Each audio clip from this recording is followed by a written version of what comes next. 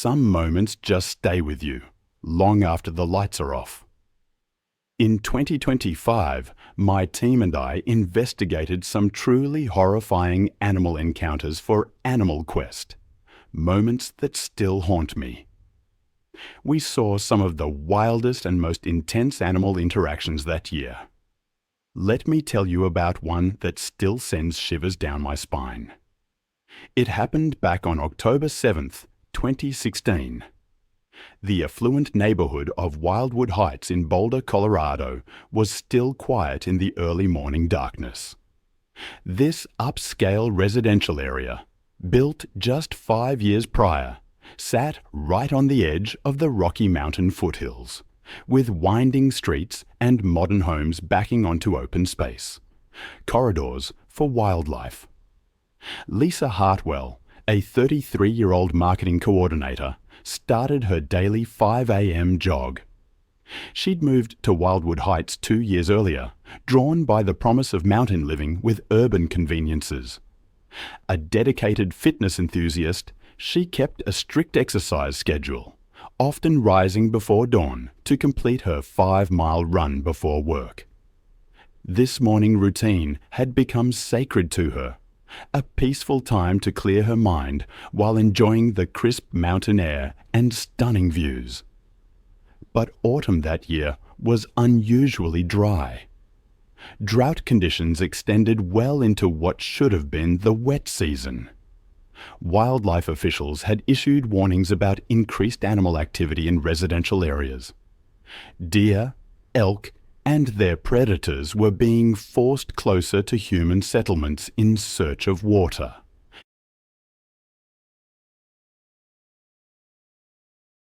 Several residents had reported mountain lion sightings, including tracks in backyards and a large cat near the community's retention pond.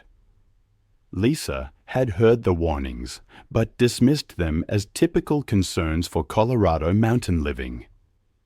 She continued her runs without changing her route or carrying anything for protection, confident that her familiar neighborhood streets were safe.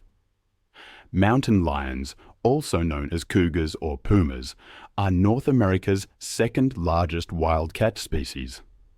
Adult males can weigh between 115 and 220 pounds. These powerful predators are perfectly adapted for hunting in mountainous terrain, possessing incredible stealth, speed, and jumping ability. They can leap vertically up to 15 feet and horizontally up to 45. They're primarily ambush hunters, relying on surprise attacks, typically targeting the neck and spine of their prey to deliver quick, fatal bites. That morning, as Lisa jogged through the pre-dawn darkness, she was completely unaware that a 140-pound male mountain lion had been stalking a mule deer through the drainage culvert running beneath the street she was approaching. Lisa's approach disrupted the hunt, startling both the deer and the mountain lion. The deer bolted across the street, disappearing into the darkness, leaving the frustrated predator crouched in the shadows of the concrete drainage opening. The attack came without warning.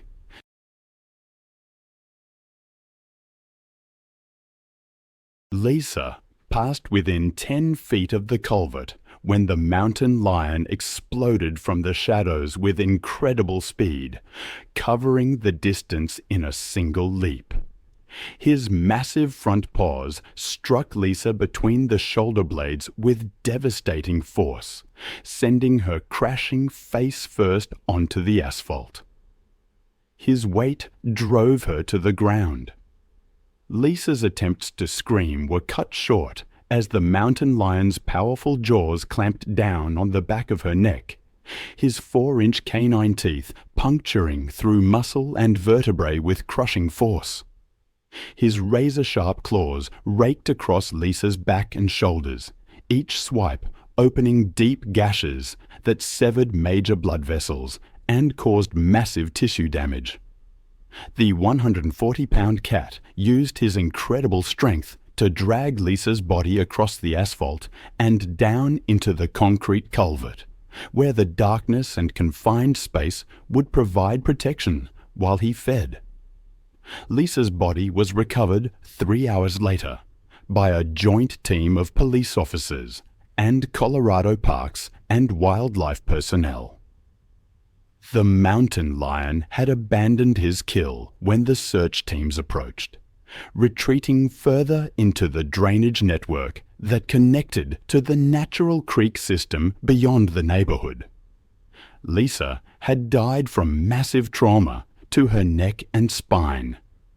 The mountain lion's killing bite proved instantly fatal. The investigation revealed that Lisa had been jogging along her usual route when she inadvertently interrupted the mountain lion's hunt, triggering the attack that cost her life.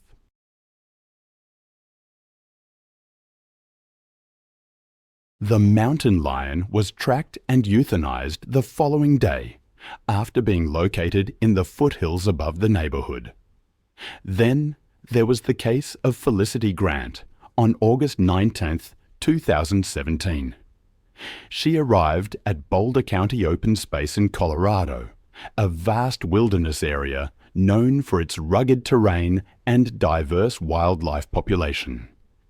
This mountainous region stretched across thousands of acres of dense forest and winding trails that attracted outdoor enthusiasts. But these same wilderness areas also served as prime habitat for mountain lions and other dangerous predators. Felicity Grant, a 39-year-old fitness influencer from Denver with over 5,000 social media followers, had planned what she called her ultimate wilderness transformation experience.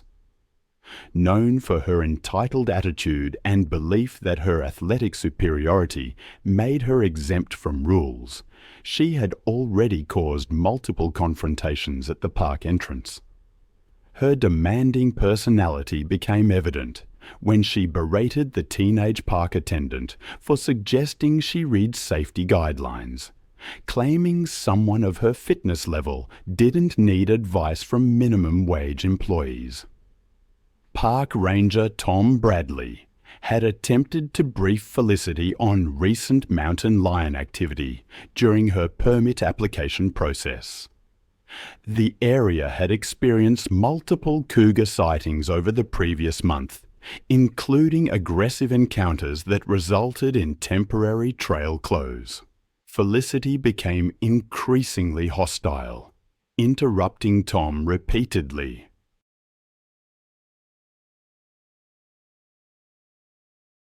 Mountain lions are apex predators, perfectly adapted for hunting. I've read accounts of their power.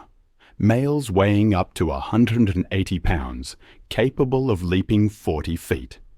Their claws and teeth are designed to kill with terrifying efficiency, severing the spinal cord with a single bite. It's a chilling demonstration of nature's brutal elegance. Felicity, a woman who considered herself an elite athlete, ignored all warnings.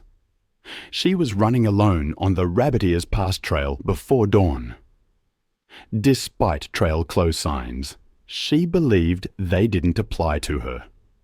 She even tore down warning notices, claiming taxpayers like her had the right to use public trails. She'd even had a confrontation with a fellow hiker, Maria Santos, dismissing her concerns about solo hiking at dawn as jealousy. Felicity was wearing noise-canceling headphones, blasting loud music. Perhaps most strangely, she carried raw steaks in her backpack, a protein meal for after her workout. That combination, the erratic movements, the heavy breathing, the scent of fresh meat, created a perfect storm. A 140-pound male mountain lion, already hunting in the area, detected the meat from over a mile away. He began to stalk her, using the terrain to remain hidden. As Felicity rounded a bend, oblivious to the danger because of her music and her arrogance, the mountain lion launched its attack from a boulder above. The force was tremendous. Claws raked down her back as the predator's teeth clamped onto her neck.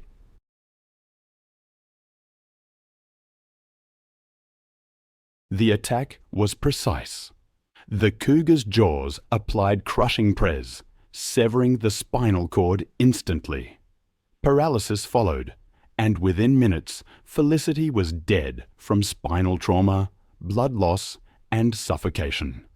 The mountain lion dragged her body off the trail. Her remains were discovered 3 days later. The fluorescent lights of the county animal shelter seemed to amplify the sadness of the place. I remember reading about Jennifer Walsh, a veterinary student who volunteered there. She believed every animal deserved a second chance, especially the difficult ones. She gravitated towards the dogs marked for euthanization. Diesel was one of those dogs. A 75-pound pit bull with a history of biting, he was considered too dangerous to adopt. But Jennifer saw something else in him, a vulnerability beneath the aggression. Despite the shelter's strict protocols, she believed she could reach him with one-on-one attention. And so, one December afternoon, she approached Diesel. It was a decision that would cost her everything. I've often wondered about the moment Jennifer realized she was in mortal danger. A young woman dreaming of saving animals, only to have her life end at the jaws of one. It happened in an isolation room, a small space designed for behavioral evaluations. Diesel, a 75-pound dog, had displayed immediate and threatening reactions upon being led there. Lips pulled back, yellowed teeth bared, hackles raised, a low growl rumbling.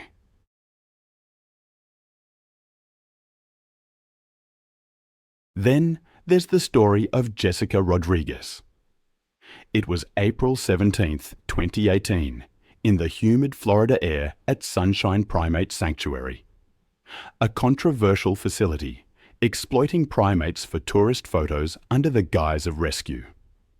30 primates housed in substandard conditions, generating revenue through photo sessions. Jessica, a 31-year-old veterinary technician from Tampa, visited with her husband, believing it was a legitimate conservation effort. She had always been passionate about animal welfare, documenting their care through photos. Her dedication led her to a veterinary technology degree, working nights to support herself. She volunteered at legitimate sanctuaries, supporting organizations protecting great apes. She genuinely believed her visit would help promote conservation. That afternoon, Jessica participated in an educational encounter with King, a 350-pound silverback gorilla. The sanctuary's safety measures were minimal. A chain-link barrier separating visitors from the enclosure, with no supervision from qualified staff. Silverback gorillas are incredibly powerful, intelligent, and emotionally complex. But they're also territorial and aggressive when threatened.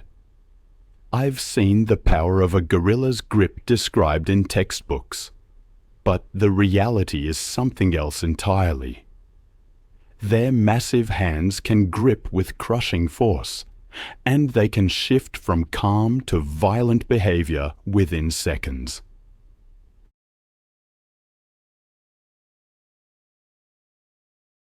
I remember the story of Jessica, who approached a gorilla enclosure with her camera, hoping to capture the animal's intelligence and emotional depth. The gorilla, named King, appeared calm, observing the human visitors with what seemed like curiosity. Jessica, excited, began photographing him, envisioning the conservation message she could share through these portraits. But then came the moment she decided to reach through the fence, believing physical contact would create an even more powerful image.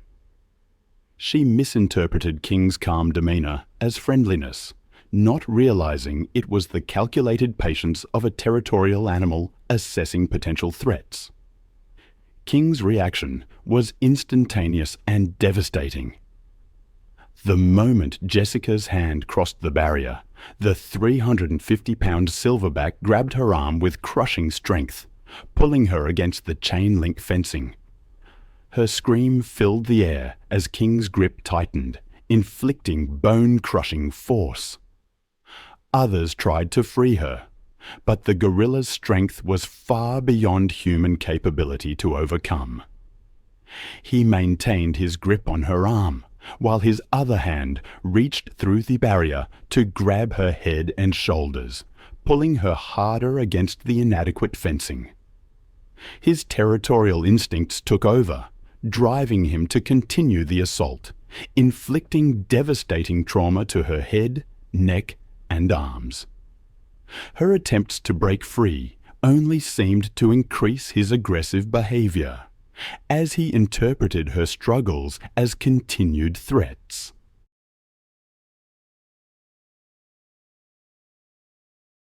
Her movements grew weaker as massive blood loss and crushing injuries overwhelmed her body. King's grip never loosened as he continued to pull her against the barrier, his fury focused entirely on eliminating what he perceived as an intrusion into his domain. Within minutes, Jessica's struggle ceased. The massive gorilla maintained his grip on her lifeless form, displaying threatening behavior toward anyone who approached the enclosure. Emergency responders arrived, but it was too late. The investigation revealed the facility was operating illegally, exploiting animals and visitors for profit, with inadequate safety measures and animal care. It was shut down, and King was transferred to an accredited sanctuary with proper containment and enrichment programs. Jessica's death prompted enhanced regulations for animal sanctuaries and stricter enforcement of wildlife protection laws. Her family established a foundation supporting legitimate primate conservation efforts, ensuring her passion for animal welfare would continue through organizations that truly protect great apes. Then there's the story from March 18, 2017, in an upscale neighborhood in Asheville, North Carolina. It was the first warm evening of spring. Maria Santos, a 41-year-old single mother and part-time dog walker, was making her evening rounds through the neighborhood's winding streets, caring for the pets of wealthy residents.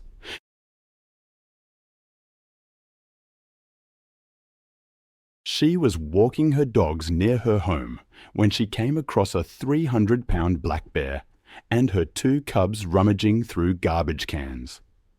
The mother bear was feeding on discarded food while her cubs played nearby. Maria, recognizing the danger, began backing away slowly. But her dogs became agitated and started barking aggressively. That barking triggered the mother bear's protective instincts. She rose to her full height, made aggressive vocalizations, and positioned herself between the dogs and her offspring. Maria tried to control the dogs and retreat, but they continued barking and lunging. The mother bear charged. Maria attempted to run, but she became entangled in the leashes and fell hard onto the asphalt. The dogs scattered, leaving Maria vulnerable. The bear struck Maria's back and shoulders with bone-crushing force, driving her face into the pavement. Her jaws clamped down on Maria's head and neck. The bear's claws raked across Maria's torso and limbs, opening deep gashes. Residents heard the commotion and called 911, attempting to scare the bear away. The mother bear eventually retreated with her cubs, leaving Maria motionless. Paramedics arrived, but it was too late. Maria had died from massive head and neck trauma. The investigation revealed that improperly secured garbage containers had attracted the bear family to the residential area. Wildlife officials determined that the bear had been acting defensively.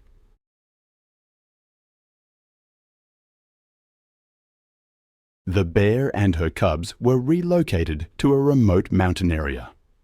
The community implemented new waste management protocols, including bear-proof garbage containers and an early warning system for wildlife sightings. Then there was Rebecca Martinez.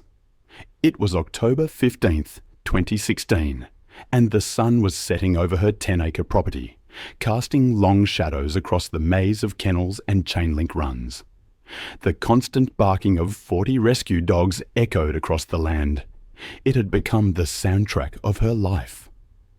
At 34, Rebecca had spent 8 years building her unofficial sanctuary, taking in the dogs that other shelters wouldn't touch, the aggressive ones, the biters, the animals marked for euthanization. Her recent divorce had left her financially strained and emotionally isolated. She only had her dogs for company on that remote property.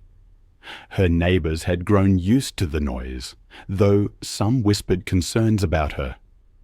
She rarely left the property anymore, moving between encloses with hands scarred from countless bites.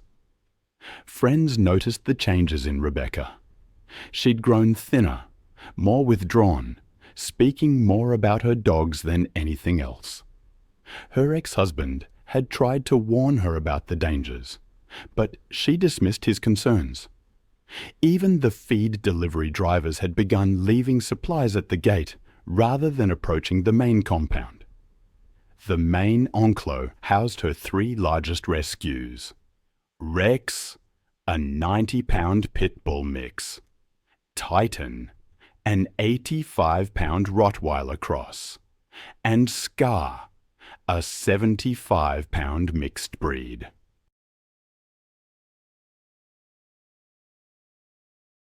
What Rebecca didn't realize was that these 3 had been forming an alliance over the past few weeks, establishing a hierarchy that put them at odds with anyone who came between them and food. The warning signs had been there. The 3 dogs had begun sleeping closer together, sharing food bowls, and displaying coordinated territorial behavior when other dogs approached. They'd started following Rebecca's movements more intently during feeding times, their body language shifting from grateful anticipation to something more predatory. But Rebecca, exhausted from managing 40 animals alone and emotionally invested in seeing progress, missed them. The air seemed charged with more than just humidity that day. I've thought about Rebecca's story often. She had done her feeding routine thousands of times before, but on this particular evening, something felt different. As she unlatched the gate and stepped into the enclosure, her boots slipped on the muddy ground, the earth still wet from an afternoon thunderstorm. She stumbled, trying to regain her balance, but the weight of the buckets pulled her down. The metal containers crashed, spilling kibble across the wet dirt. Rex was the first to move, but as Rebecca struggled to her feet, something in his demeanor shifted.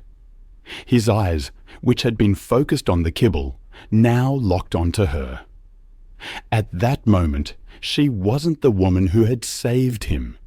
She was competition for resources. The attack came without warning.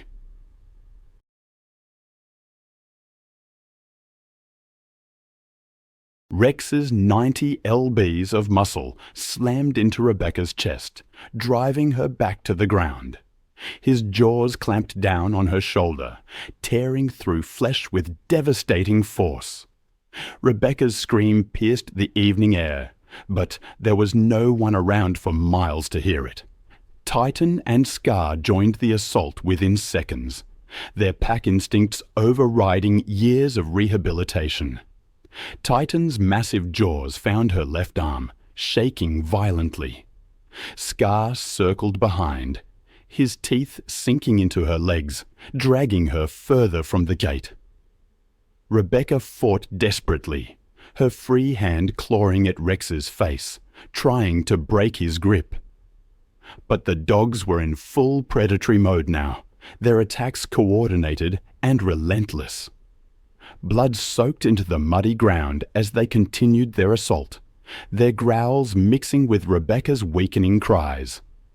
The feeding frenzy lasted nearly 10 minutes before the dogs finally backed away. Rebecca lay motionless in the mud, her body broken and torn, surrounded by the scattered kibble that had triggered the attack. For 3 days, Rebecca's body remained undiscovered on the isolated property.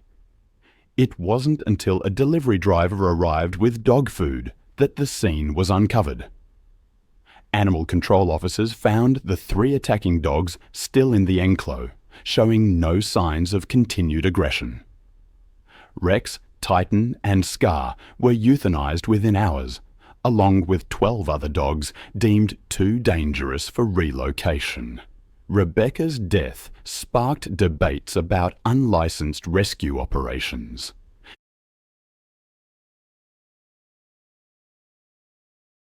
New regulations were implemented requiring permits for anyone housing more than 10 rescue animals. But for those who knew Rebecca, the rules came too late. Then there's the case of Camille Morel on April 3, 2017, in Thor, France. Inside the Thor Zoo Safari Park, the wolf sector adjacent to the bison paddock, meant to mimic the wild stillness of Yellowstone, seemed calm. Yet, within the shadows of its pines, something alive and waiting stirred, a quiet rhythm of movement that would soon break that silence for good.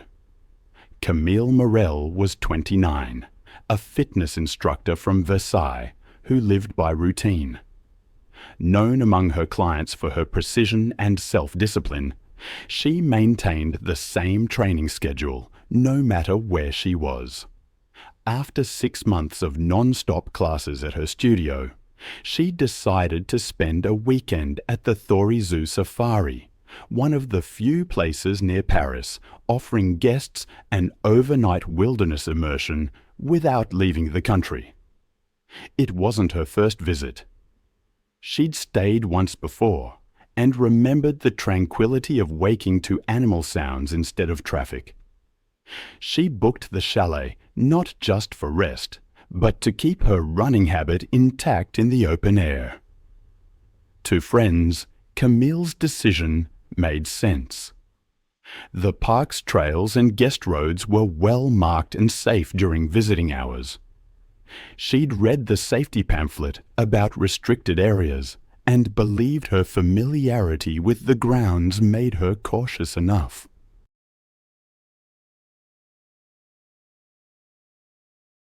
Her chalet overlooked the fenced wolf sector adjacent to the bison range, a layout designed to reduce mixed species stress and liability during guest drives.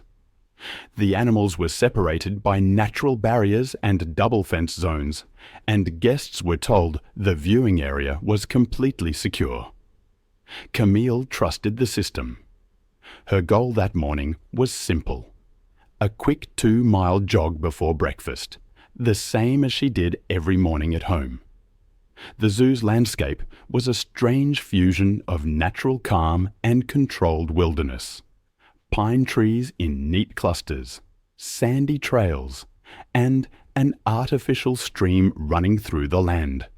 At dawn, the service road and the inner track appeared nearly identical, a known issue in drive-through parks, where early light flattens contrast.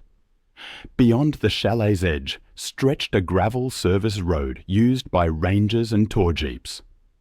The wolves' territory extended across nearly 20 acres of wooded ground. Grey wolves, the largest of the canids, can weigh over 100 labes, and run up to 35-minute pieces for short bursts. Pack behavior revolves around cooperation and hierarchy. Most attacks on humans occur only when the animals feel threatened, cornered, or see unusual movement that triggers pursuit. In captivity, stress or broken boundaries can alter those instincts. That morning, a scheduled maintenance check had delayed some of the park's early operations. Workers had opened an internal service gate near the chalet to move a small utility vehicle through.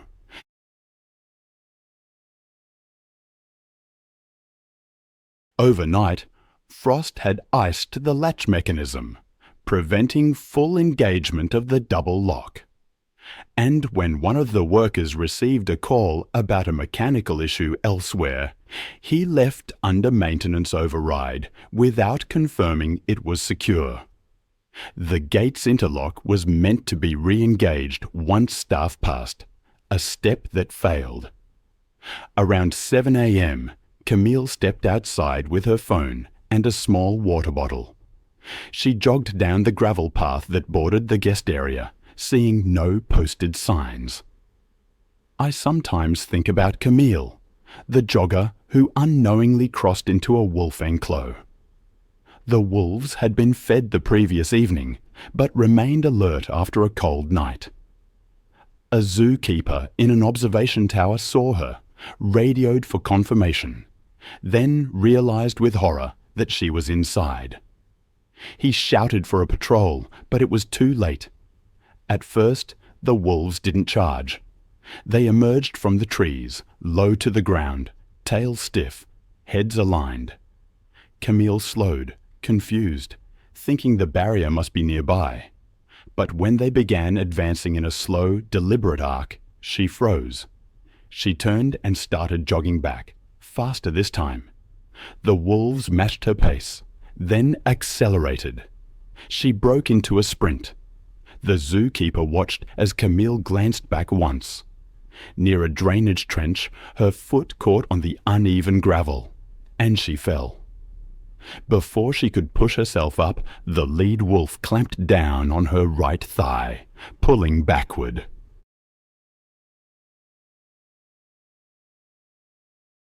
She twisted, trying to kick free, but another wolf lunged at her shoulder. Her scream carried across the enclos. The zookeeper sounded the alarm and radioed the rangers. The response vehicle was rerouted, delaying arrival to just under 10 minutes. Within normal range for an emergency call, they said later. 2 more wolves joined, surrounding her as she tried to crawl toward the ditch. The lead wolf released and re-gripped higher, its teeth sinking into her hip. She struck out with her hands, scraping the gravel, trying to push herself forward, but one of the animals bit into her arm, shaking until it tore free.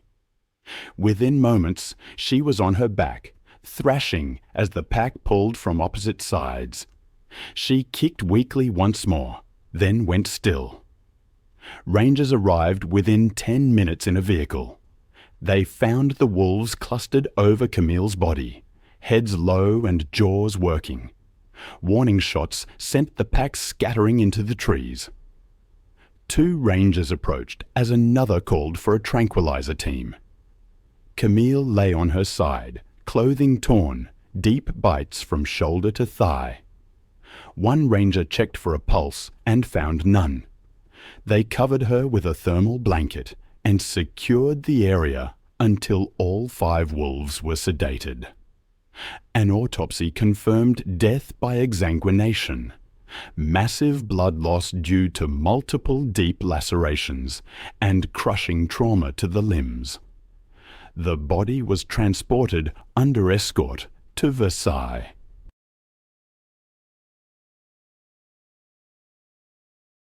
That afternoon, Camille's family filed a civil lawsuit against the Thorizoo Safari and its parent company, alleging gross negligence and breach of safety protocol. After a year of investigation and hearings, the court ruled in favor of the family. The park quietly settled without appeal. Following the incident, a criminal negligence inquiry and an independent enclo audit were conducted. Thori Zoo Safari implemented procedural retrofits, installing interlocks and alarms that trigger if any gate remains unlatched for more than 15 seconds. It was July 22, 2016, and the scorching Oklahoma sun beat down on the dusty grounds of Wild Art Big Hat Sanctuary, a privately owned facility nestled among rolling hills 30 miles outside Tulsa. The 50-acre property housed over 20 rescued lions, tigers, and other exotic cats, in a collection of chain-link enclos that stretched across the rural landscape. The afternoon air shimmered with heat, while the distant sounds of roaring and pacing echoed from various habitats as the cats sought shade from the oppressive summer temperatures. Ashley Martinez, a 23-year-old college student from Dallas, had discovered the sanctuary through social media while road tripping with her boyfriend Jake through Oklahoma's quirky roadside attractions. Ashley was constantly seeking unique photo opportunities for her personal memories, having grown up taking pictures at every family vacation and special event.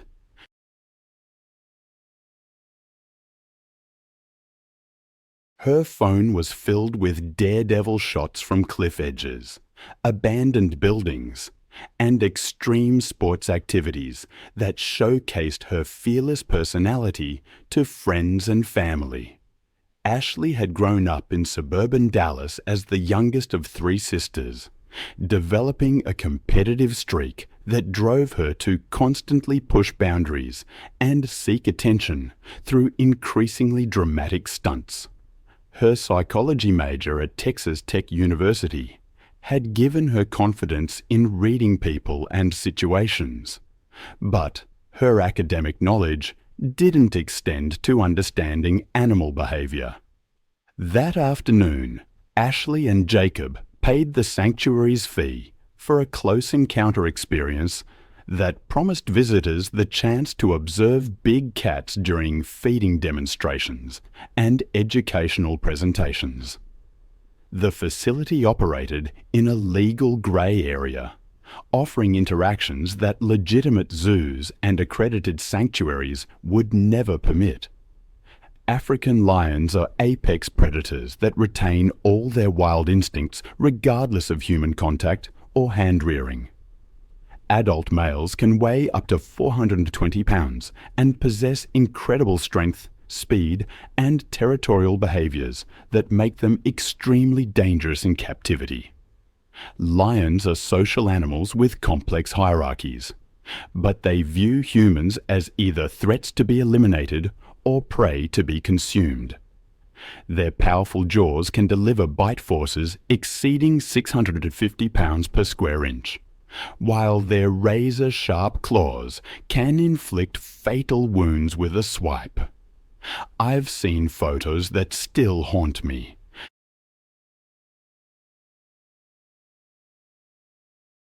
A woman crouched next to a lion, phone extended for the perfect selfie. What she didn't realize, in that instant, was that she was triggering millions of years of evolutionary programming. To Caesar, the 400-pound African lion, she was no longer a tourist, but prey. Ashley's story is a stark reminder of the respect and distance that wild animals demand. She was visiting a sanctuary, and as the tour ended, she saw her chance. She asked Jake to distract the owner while she climbed over the barrier for a photo with Caesar. Jake engaged the owner, and Ashley quietly approached Caesar's enclos, climbing over the 4-foot chain-link fence. The lion, resting about 10 feet away, watched her. At first, he showed no immediate signs of aggression. As Ashley crouched down and moved closer, Caesar's demeanor shifted. His ears flattened, his tail twitched. The attack was sudden and explosive. The lion launched himself, covering the distance in a single bound. Her phone flew from her hand as Caesar's paws struck her chest. His claws tore into her torso and shoulders. His jaws clamped down on her neck, his teeth puncturing muscle and vertebrae. Territorial instincts drove Caesar to continue the assault. Jake's screams brought the sanctuary owner running, but intervention was too dangerous. Ashley's movements ceased within minutes. The investigation revealed the facility lacked proper permits and violated safety regulations. Caesar was relocated.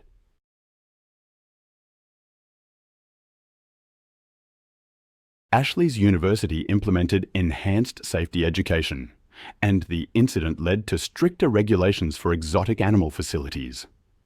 It's a tragic case, but I find myself also thinking about Giovanni Russo. It was May 21st, 2018, in Gran Paradiso National Park, northern Italy. He was an alpine guide, leading trekking tours with his wife, Eleanor. He considered himself part of the balance between humans and wildlife, but that balance can be fragile. I've always found it unsettling how quickly life can vanish. One moment, Giovanni was there, and the next, he was gone, a blood pool marking the spot where he fell.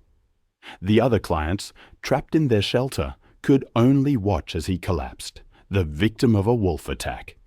His wife, Eleanor, reacted instantly, swinging a torch to drive the wolves away, but it was too late. The rangers arrived before sunrise, finding his body partially covered by Eleanor's jacket. The left side of his neck was a mess of deep, crushing injuries. It was determined that a freak twist had caused a fatal tear when the wolf had hold of his arm. Officials called it a food-provoked escalation involving juveniles, and while a monitoring program was put in place, no culling was ordered. 5 days later, Giovanni was buried in Aosta. Not long after, on July 15, 2016, the Lawson family arrived at Sundarbans National Park in West Bengal, India. This vast mangrove delta, where the Ganges meets the Bay of Bengal, seemed to stretch on forever.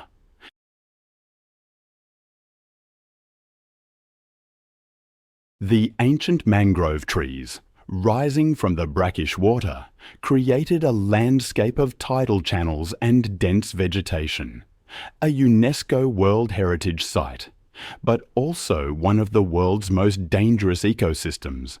Genevieve Lawson, a 42-year-old real estate agent, had booked the most expensive tour. She was, by all accounts, a demanding woman, unwilling to accept limitations. She'd already berated their guide, Ravi, multiple times. Her husband, David, tried to calm her, while their teenage children, Emma and Jake, watched with growing unease as their mother dismissed every safety warning. Ravi, despite his 15 years of experience, was intimidated by her constant threats and demands for closer encounters with the wildlife.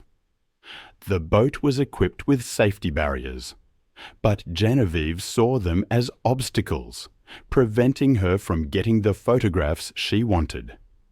The Sundarbans are home to the world's largest population of Bengal tigers, apex predators uniquely adapted to this aquatic environment.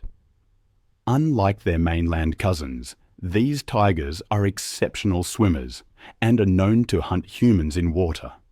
They can weigh up to 400 pounds and mere over 10 feet long, with 4-inch canine teeth capable of crushing windpipes.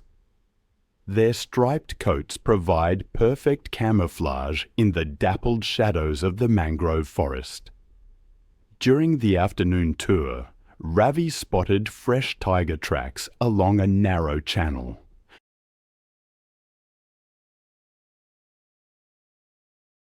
He cut the engine and whispered for silence, explaining that a large male tiger had recently passed through the area.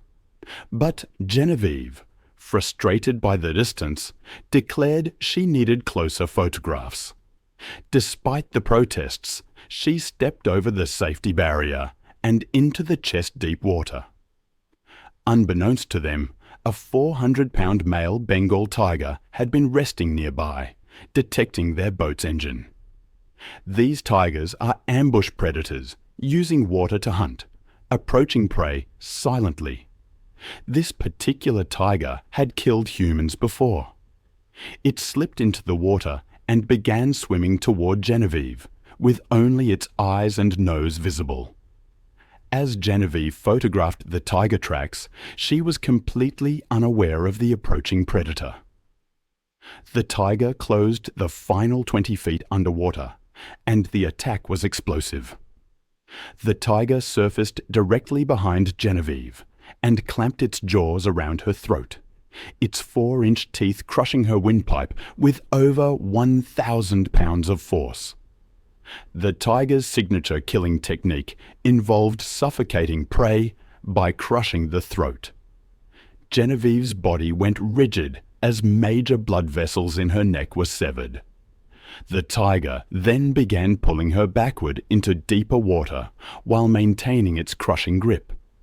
I find myself haunted by the image of Genevieve, a life extinguished in the mangroves, crushed windpipe, severed arteries, forced submersion. The tiger held her under until blood loss and oxygen deprivation took her consciousness, and then several minutes more.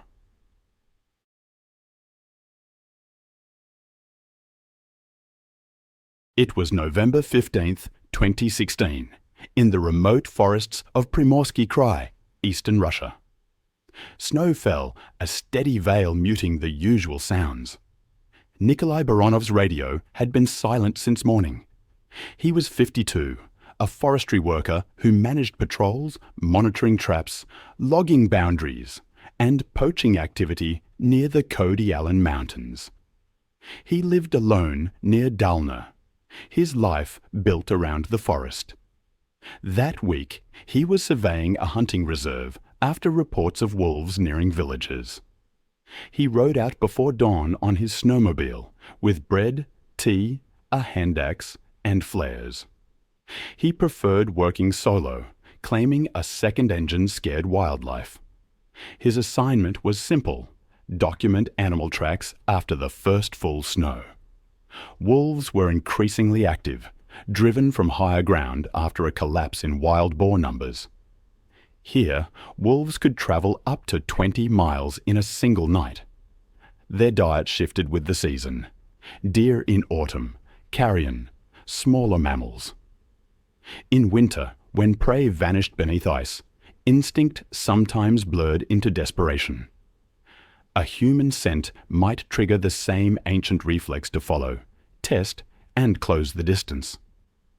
Locals warned of animals following sled trails at dusk. Nikolai heard the warnings that morning, but didn't take them seriously. He checked his flare gun, but left his rifle behind, citing its weight. By noon, the weather shifted, gusting snow and dropping visibility. His supervisor tried to radio him, assuming battery failure.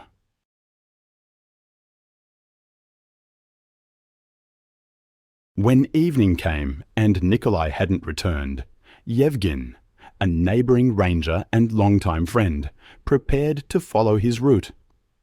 He rode out around 5 p.m. with a flashlight and a sidearm.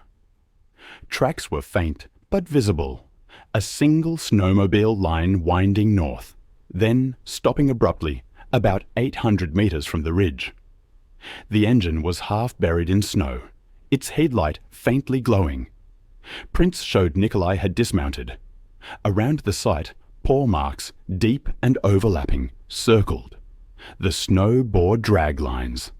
The circle tightened. From that point, the scene unfolded as a sequence of struggle. Human footprints turned erratic, moving backward. A snapped branch at chest height, a torn glove 10 feet away. A smear of blood marked the snowmobile's side panel.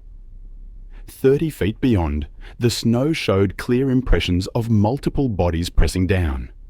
Wolves and man. They had likely approached silently, using the cover of snowfall and wind. Initial bites were to the legs, pulling him down. Blood spray against nearby birch bark indicated arterial injury. Bite patterns indicated coordinated restraint from multiple angles. His jacket was shredded along the spine, showing where one animal had clamped onto his back, while another tore at the neck. Boot prints ended mid-stride, replaced by drag marks. Yevgen followed them cautiously, revolver drawn. The forest was unnervingly still. He found the body 30 meters downhill near a frozen stream. The snow around it was flattened and red.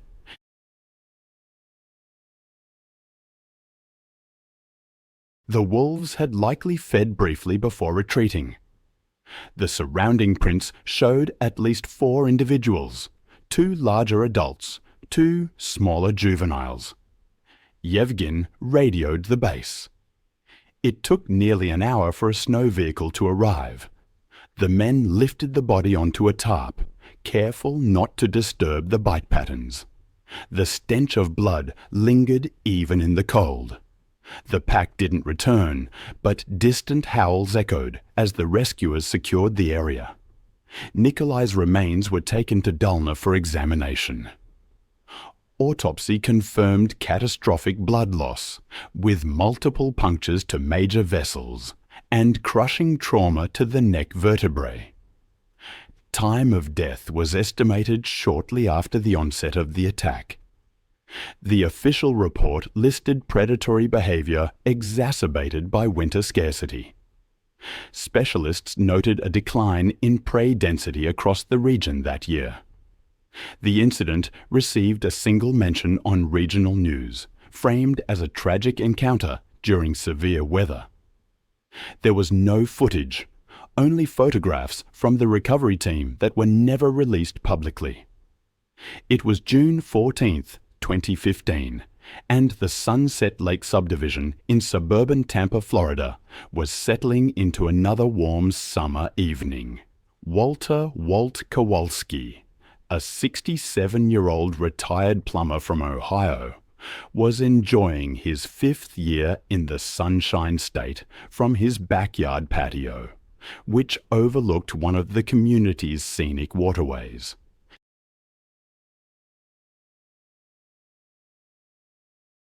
There's something about alligators that has always fascinated me, perhaps because they've remained virtually unchanged for over 200 million years.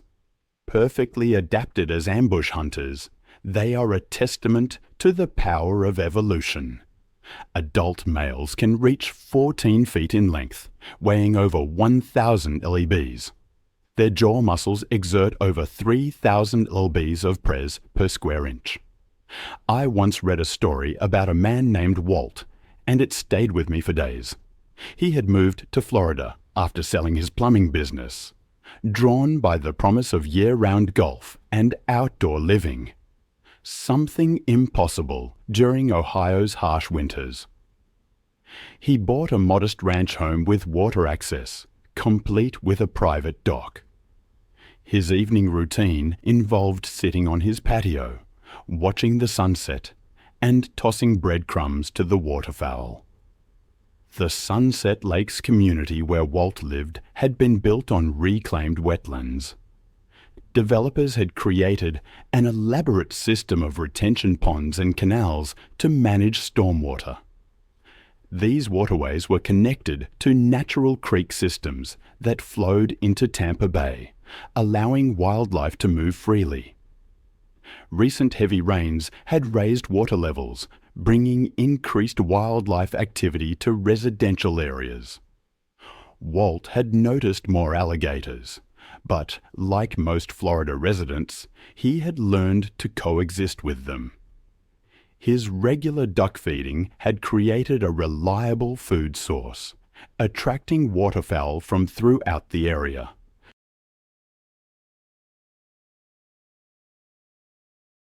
Alligators are opportunistic feeders, consuming anything they can overpower: birds, fish, mammals, and, occasionally, humans who venture too close. One evening, Walt was relaxing on his patio when he noticed his favorite fishing lure had become tangled in the vegetation near his dock.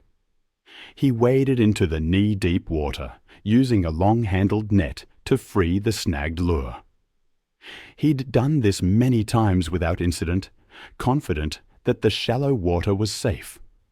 But this time was different. The attack came from directly beneath Walt as he stood in the canal. A 12-foot male alligator, submerged motionless near the dock for over an hour, exploded upward with devastating force. The massive reptile's jaws clamped down on Walt's right leg, the bite instantly fracturing his femur and severing major arteries. The alligator immediately initiated his signature death roll, spinning rapidly in the water while maintaining his grip. The violent rotation dislocated Walt's hip and pulled him fully into the canal. The alligator dragged Walt toward the deeper center, where his superior swimming ability made escape impossible. Within minutes, Walt's movements ceased as drowning and blood loss overwhelmed him. Emergency responders arrived within 10 minutes of the call, but the alligator had already retreated with Walt's body.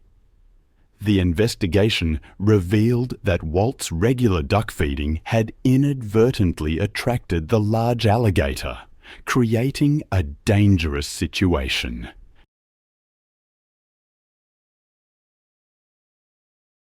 Walt's death prompted immediate changes to the community's water safety protocols, including the installation of warning signs around all retention ponds and canals. It was September 8, 2014. On that same day, far away from Sunset Lakes, the vast wetlands of the Florida Everglades stretched endlessly under the afternoon sun. Their sawgrass prairies and cypress swamps teemed with wildlife. The remote waterways near Tamiami Trail buzzed with the activity of airboat tours carrying tourists into alligator territory. Michael Chen, a 35-year-old software engineer from Seattle, was on his first visit to Florida as part of a cross-country road trip. Michael had always been fascinated by technology and outdoor adventure, spending his weekends hiking in the Pacific Northwest. His engineering background gave him confidence in analyzing risks. But his experience with dangerous wildlife was limited to bears and mountain lions that could be avoided through precautions. Michael had grown up in urban Seattle, developing his love of nature through camping trips with his father and uncle. His methodical approach had made him successful, but it had also given him perhaps too much confidence in his ability to assess dangerous situations. He enjoyed taking photos of his travels to share with his family. That afternoon, Michael had joined a small group airboat tour that promised close encounters with alligators and other Everglades wildlife.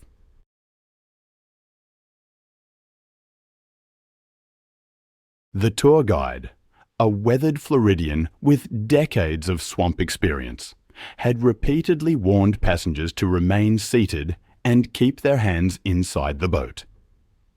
Alligators. They're ambush hunters, perfectly adapted for their aquatic environments. Adult males can reach over 14 feet in length and weigh more than 1,000 pounds. What I find truly astonishing is that their jaw muscles can exert over 3,000 pounds of press per square inch. I remember reading about a particularly tragic incident. An airboat tour was going smoothly when the guide spotted a massive alligator sunning itself on a mudbank. It was an exceptional specimen, easily 12 feet long and weighing over 800 pounds. A man named Michael began photographing it, excited to capture images of such an impressive animal. But his enthusiasm overcame his caution. He leaned farther over the boat's edge to get closer shots. The fatal moment came when Michael's phone slipped from his grip and began falling toward the water. Without thinking, Michael lunged forward, desperately trying to catch his device. The alligator, which had been patiently monitoring the boat, saw Michael's sudden movement and attacked. The 800-pound reptile exploded from the mudbank with terrifying speed. Its powerful tail propelled it through the water like a missile, aimed directly at Michael's exposed position. The alligator's massive jaws clamped down on Michael's outstretched arm with bone-crushing force.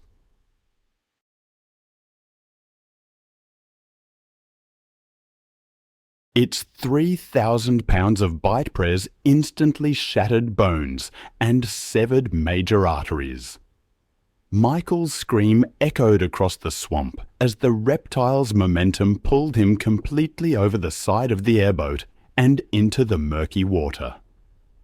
The tour guide and other passengers grabbed desperately at Michael's legs, trying to pull him back into the boat, while the alligator maintained its crushing grip on his arm.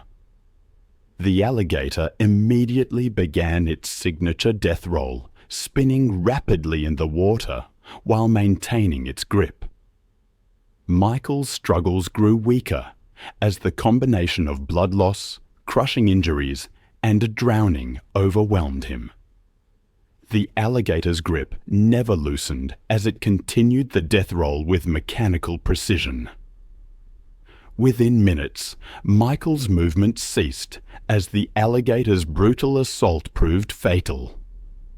The reptile dragged his body into deeper water, where it disappeared beneath the surface with its kill. Emergency responders arrived within the hour, but Michael's body wasn't recovered until the following day. The tour company implemented physical barriers around all passenger seating areas and enhanced safety briefings for future tours.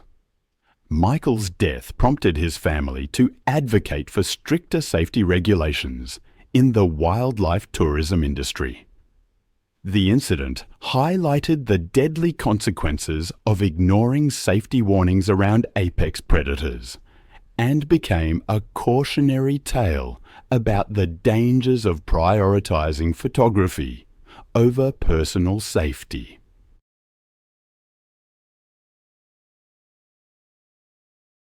It was July 8, 2017, and summer heat shimmered off abandoned lots in Detroit as Maria Santos loaded her car with dog food and water. At 28, she'd spent 5 years walking dogs by day and feeding Detroit's feral population by night. Recently laid off, she'd been spending more time in dangerous neighborhoods, trying to help animals most people considered beyond saving. The economic collapse had hit Detroit hard, leaving entire neighborhoods abandoned and creating perfect breeding grounds for packs of wild dogs. These weren't lost pets. They were second and third generation feral animals that had never known human kindness, surviving by scavenging and defending territory with savage efficiency. Maria's regular route took her through 6 abandoned lots, each home to a different pack. She knew their hierarchies, feeding schedules, and individual personalities. But the newest group concerned her the most. 6 dogs led by a large German Shepherd mix she'd nicknamed Alpha, including several animals she didn't recognize. This pack was hungrier, more aggressive, and less predictable than the others. But Maria's compassion overruled her caution. These animals needed help, and she was the only one willing to provide it. As twilight settled over the abandoned neighborhood, Maria parked near the lot where Alpha's pack had made their home. The area was a wasteland of broken concrete and waist-high weeds, perfect cover for animals that had learned to hunt and hide.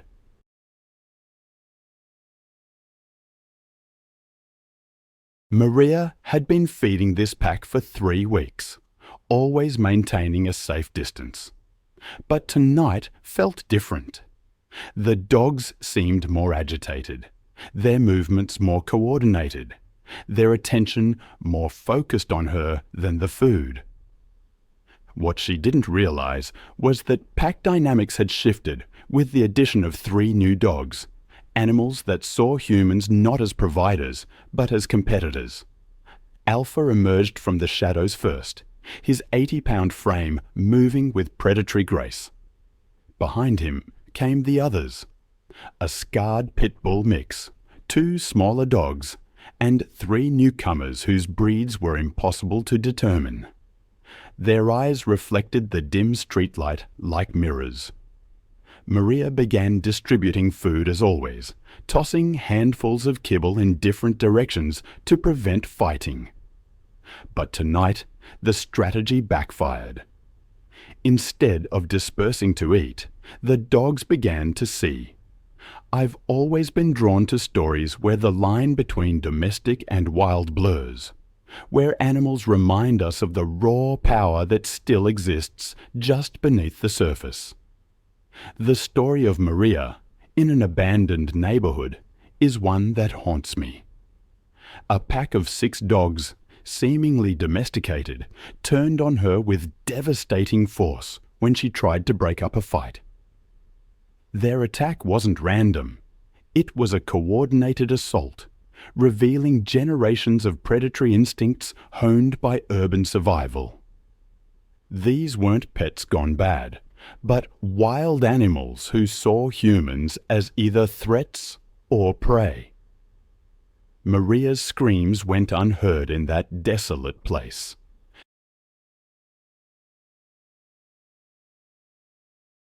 The maintenance area brought Kendra within direct reach of Boso, the sanctuary's dominant male, a 150-pound adult who had been rescued as an infant 15 years earlier. Boso had shown aggressive tendencies toward unfamiliar humans and was considered one of the most dangerous animals in the facility. The powerful chimpanzee was resting near the barrier when he detected Kendra's presence. Chimpanzees are highly territorial animals that view unfamiliar humans as potential threats. Boso immediately became agitated by Kendra's intrusion into what he considered his territory. When she approached the barrier and raised her camera to photograph him, Boso interpreted this action as a direct challenge to his dominance. The powerful primate's response was immediate and devastating.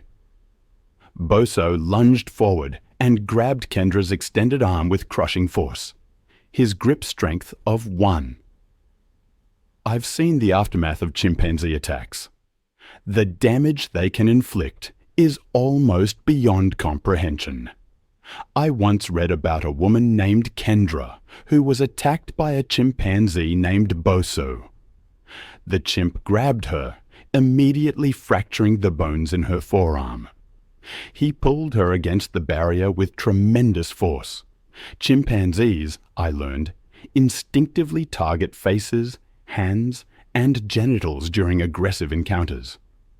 Boso's canine teeth, over 2 inches long and razor-sharp, tore into Kendra's face and neck.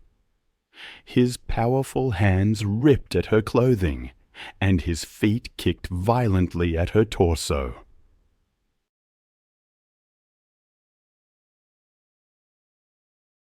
The attack lasted nearly 2 minutes. Boso bit and clawed at her face, neck, and upper body, crushing facial bones and tearing away large sections of skin and muscle. The chimp's sharp teeth severed major blood vessels in her neck, causing massive bleeding.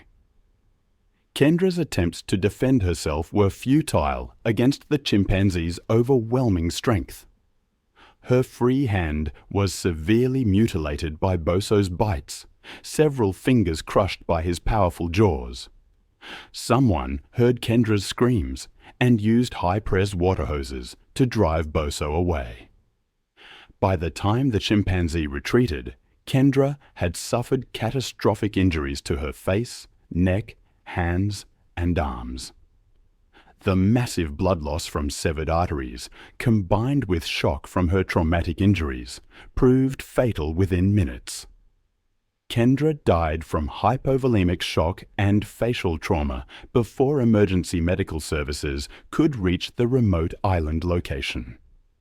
The investigation focused on security failures. It was February 9th, 2014, near Lange, Saskatchewan. The morning light filtered slowly through the northern boreal forest. For two men setting out that day, it seemed like another routine trip into familiar woods.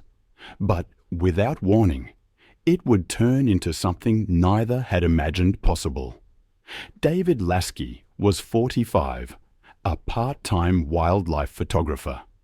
He lived just outside Prince Albert with his wife and teenage son. He'd spent years tracking animal behavior through remote cameras, learning to move silently and read patterns in the snow.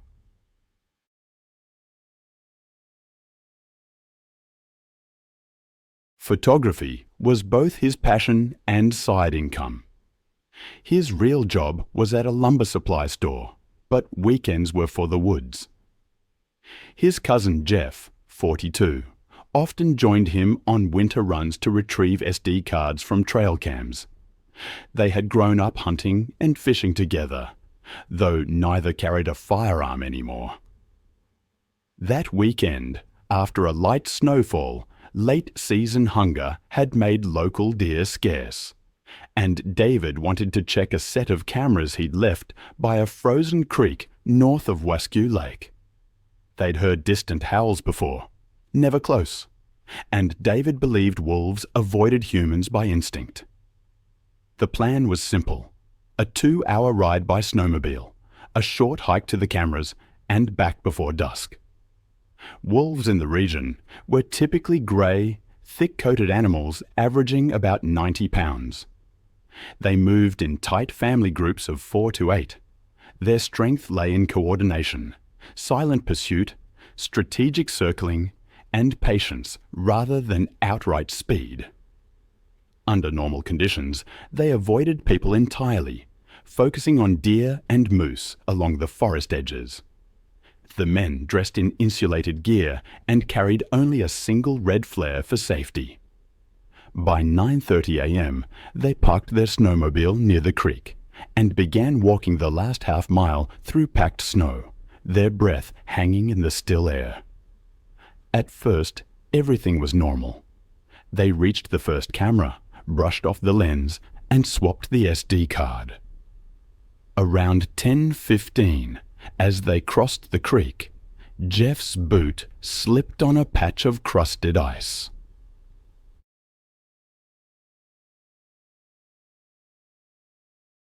David crouched to help him up, steadying his cousin by the arm. That was when both noticed faint movement among the tree line across the creek. The animals stood still at first, only their eyes catching light. Jeff straightened and waved his arms, shouting to scare them off. The wolves didn't run. Unbeknownst to the men, a freshly killed deer lay half buried in snow, about 20 yards behind the tree line. A cached carcass the wolves had dragged there the night before. The pack was food-stressed, defending the cache rather than hunting. They began to fan out slowly, forming a loose semicircle. David muttered that they were just curious, that noise would drive them away. But even as he spoke, one of the wolves lowered its head and started advancing.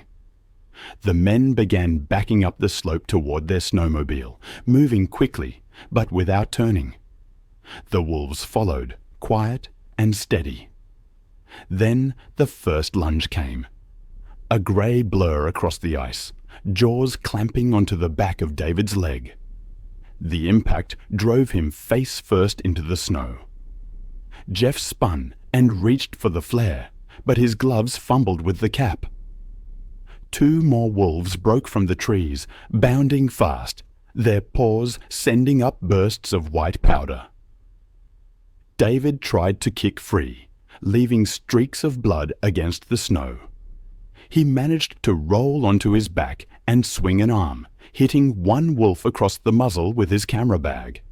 But another struck from the side, teeth finding his shoulder.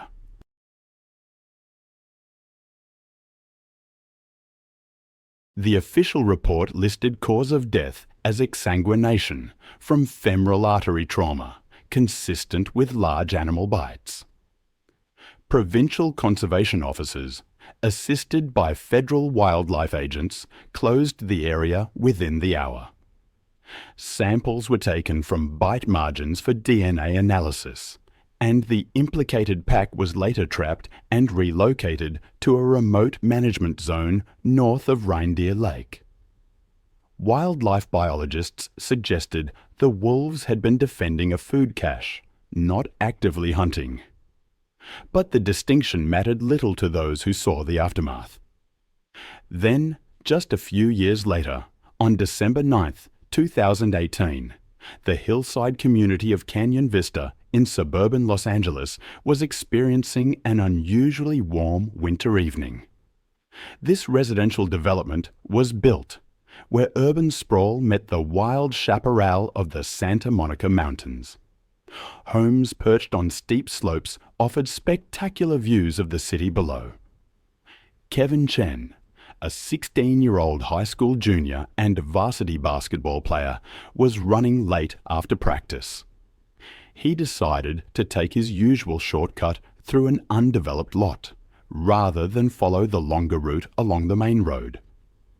Kevin was an honor student and star athlete, balancing academic excellence with athletic achievement. He earned recognition as one of his school's most promising college prospects. He lived with his parents and younger sister in a modern home that backed up against the natural open space that made Canyon Vista such a desirable address.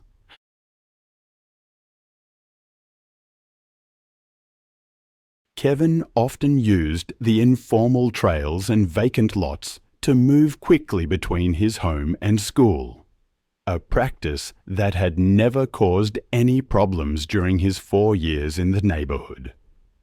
But the Canyon Vista area had been experiencing increased wildlife activity following a series of devastating wildfires that had burned thousands of acres in the surrounding mountains.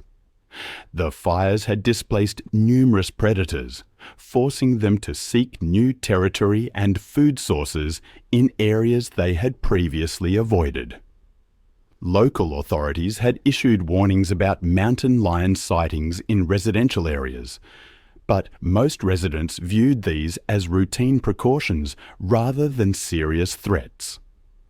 Kevin was aware of the wildlife warnings, but had never encountered any dangerous animals during his frequent use of the neighborhood's informal trail system. He carried his basketball gear in a backpack and typically moved quickly through the undeveloped areas, confident that his familiarity with the terrain and his athletic ability would keep him safe from any potential threats. Mountain lions are solitary predators that require large territories to support their hunting needs, with adult males controlling ranges of up to 100 square miles. Juvenile males are particularly dangerous as they establish new territories, often displaying more aggressive behavior than experienced adults.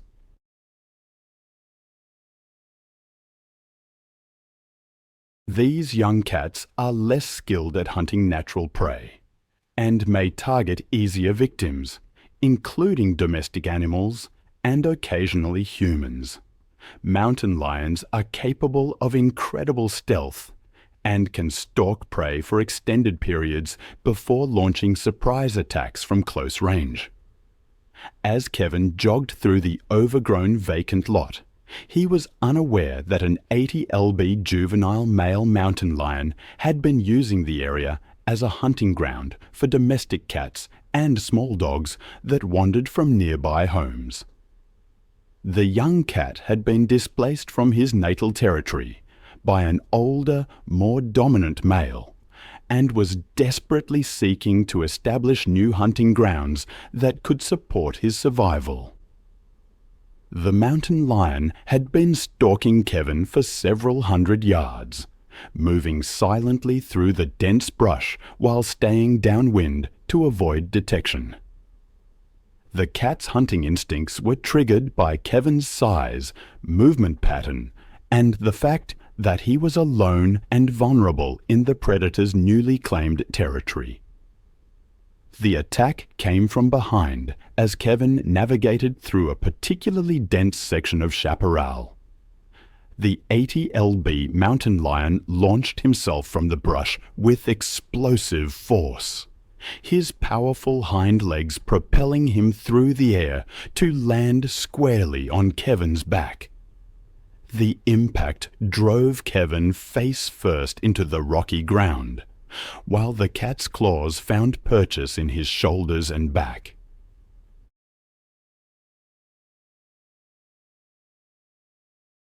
The mountain lion's jaws clamped down on the back of Kevin's neck, his 4-inch canine teeth puncturing through muscle and vertebrae, his bite force targeting the spinal cord. Kevin's attempts to fight back with his backpack proved futile against the cat's superior strength and positioning. The mountain lion's razor-sharp claws raked across Kevin's shoulders and torso, each swipe opening deep gashes that caused massive blood loss. Kevin's screams for help echoed through the hillside community, alerting residents in nearby homes to the emergency unfolding in the vacant lot. Several homeowners called 911 while attempting to locate the source of the disturbance. But the dense vegetation made it difficult to pinpoint Kevin's exact location. The mountain lion continued his attack for several minutes, driven by predatory instincts and the stress of establishing new territory. Police and paramedics arrived within 10 minutes of the first 911 call, using Kevin's continued cries for help to locate him in the brush. I've always been drawn to the points where the human world brushes against the wild. Sometimes that meeting ends in tragedy, a stark reminder of the power and unpredictability of nature. I remember reading once about a mountain lion displaced by wildfires venturing into a residential area. A man named Kevin was killed. The mountain lion fled when emergency responders arrived.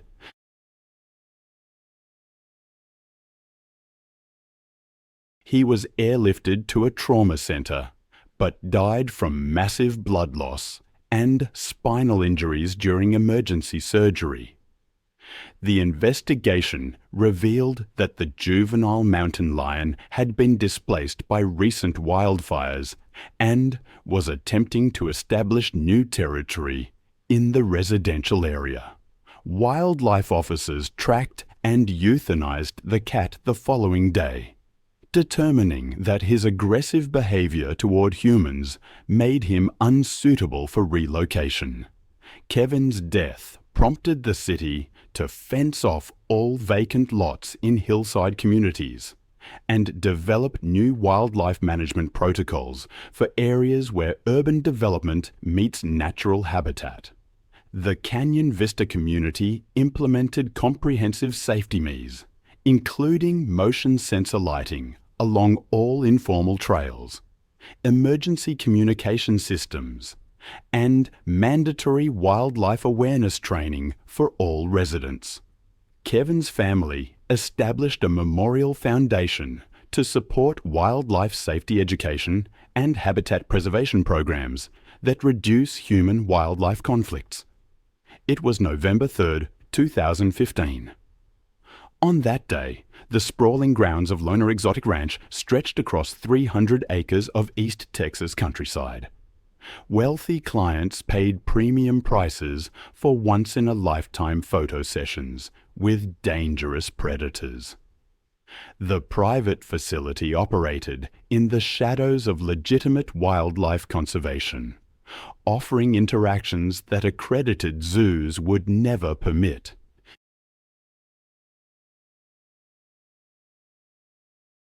The afternoon sun cast long shadows across custom-built encloses housing tigers, lions, and other big cats acquired through questionable channels.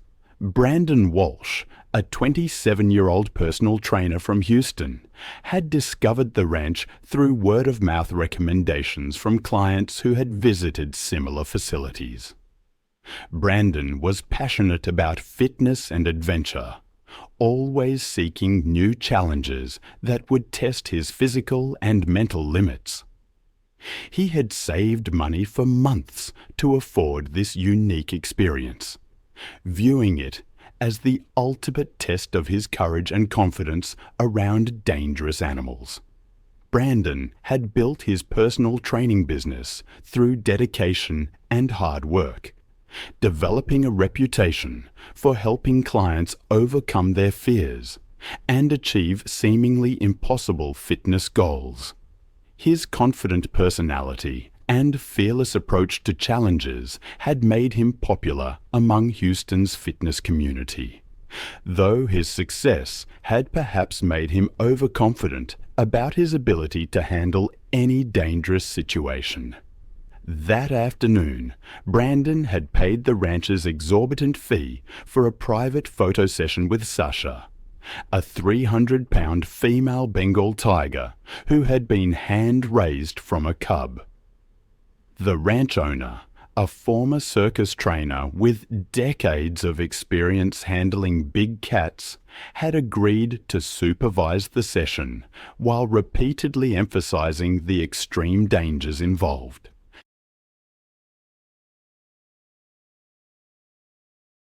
Bengal tigers are among the world's most powerful predators, with adult females weighing up to 350 pounds and possessing incredible strength, speed, and hunting instincts that remain sharp regardless of human contact. These magnificent cats are solitary, territorial animals that can become extremely aggressive when their personal space is violated. Their powerful jaws can deliver bite forces exceeding 1,000 pounds per square inch, while their razor-sharp claws can grow up to 4 inches long. The photo session began with Brandon positioned outside Sasha's enclosure, capturing dramatic shots of himself posed near the massive predator while maintaining the safety barrier between them. However, Brandon quickly became frustrated with the distance, believing he needed closer contact to create the dramatic photos he had envisioned. Brandon convinced the ranch owner to allow him closer access to Sasha, arguing that his physical conditioning and confident energy would keep the tiger calm during the shoot. Against his better judgment and all established safety protocols, the owner agreed to let Brandon enter a smaller holding area adjacent to Sasha's main enclosure. The holding area was separated from Sasha's territory by only a chain-link barrier, bringing Brandon within arm's reach of the massive predator. Brandon began posing for his camera, which was mounted on a tripod and set to take photos automatically.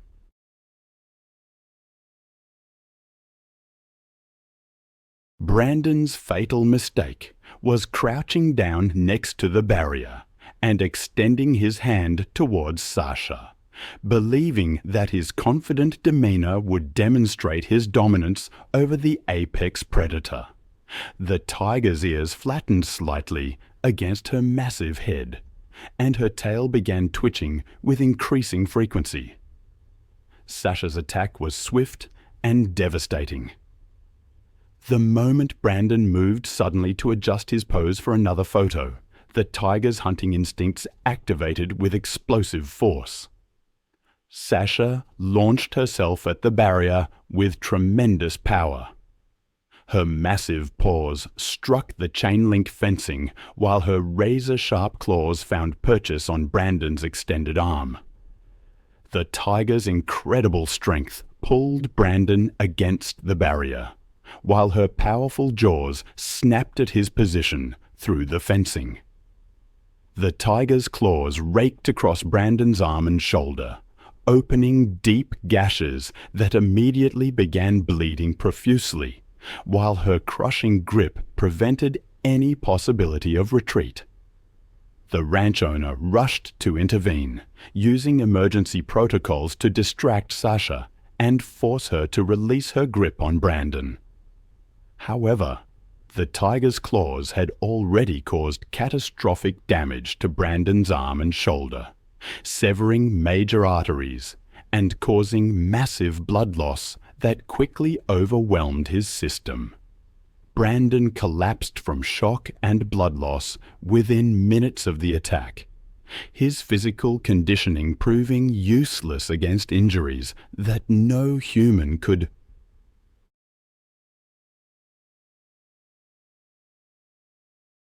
I've seen the aftermath of animal attacks, the kind that leaves a mark not just on the body, but on the soul.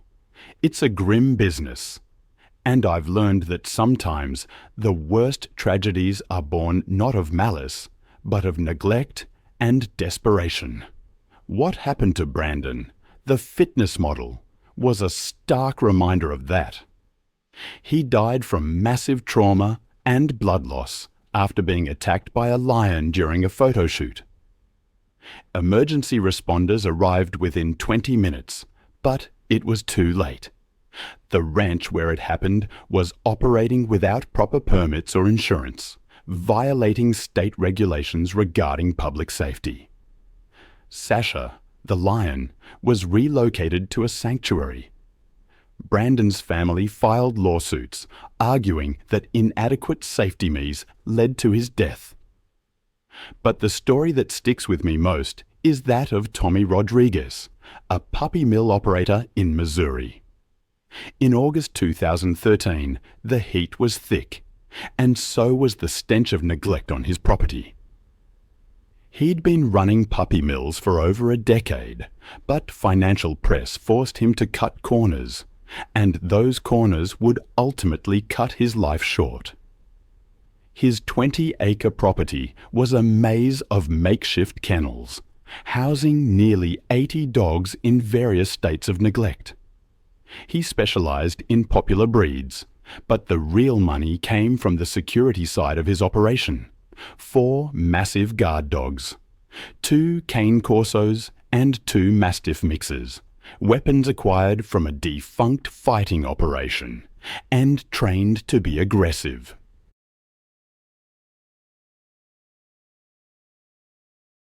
Veterinary bills, feed costs, and facility maintenance had eaten into Tommy's profits. Increased scrutiny from animal welfare organizations forced him to operate more carefully. But he'd been cutting back on everything, even food for the guard dogs. He didn't understand that hungry guard dogs were exponentially more dangerous than well-fed ones. Hunger sharpened their predatory instincts, made them more territorial, and reduced their tolerance for human presence. The dogs had been showing signs of increased aggression for weeks, but Tommy was desperate, distracted, and overconfident. On that sweltering August night, Tommy made his final rounds of the property. It was past midnight, and the Missouri countryside was silent except for distant barking and the hum of inadequate ventilation fans. He carried a flashlight and a metal rod, but his attention was focused on financial calculations rather than the danger lurking in the shadows. The guard dogs had been without food for 3 days because Tommy had been too busy dealing with a sick litter to maintain their feeding schedule. Their hunger had reached a critical point where survival instincts overrode years of conditioning. They were no longer guard dogs protecting property. They were predators looking for their next meal. Tommy's mistake was approaching the area where he kept the guard dogs without proper precautions. Normally, he would have fed them first, ensuring their compliance before entering their territory.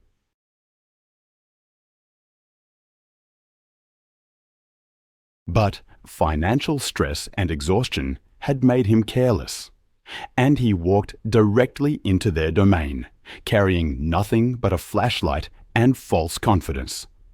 The attack began when Brutus, the larger cane corso, emerged from the shadows near the feeding area.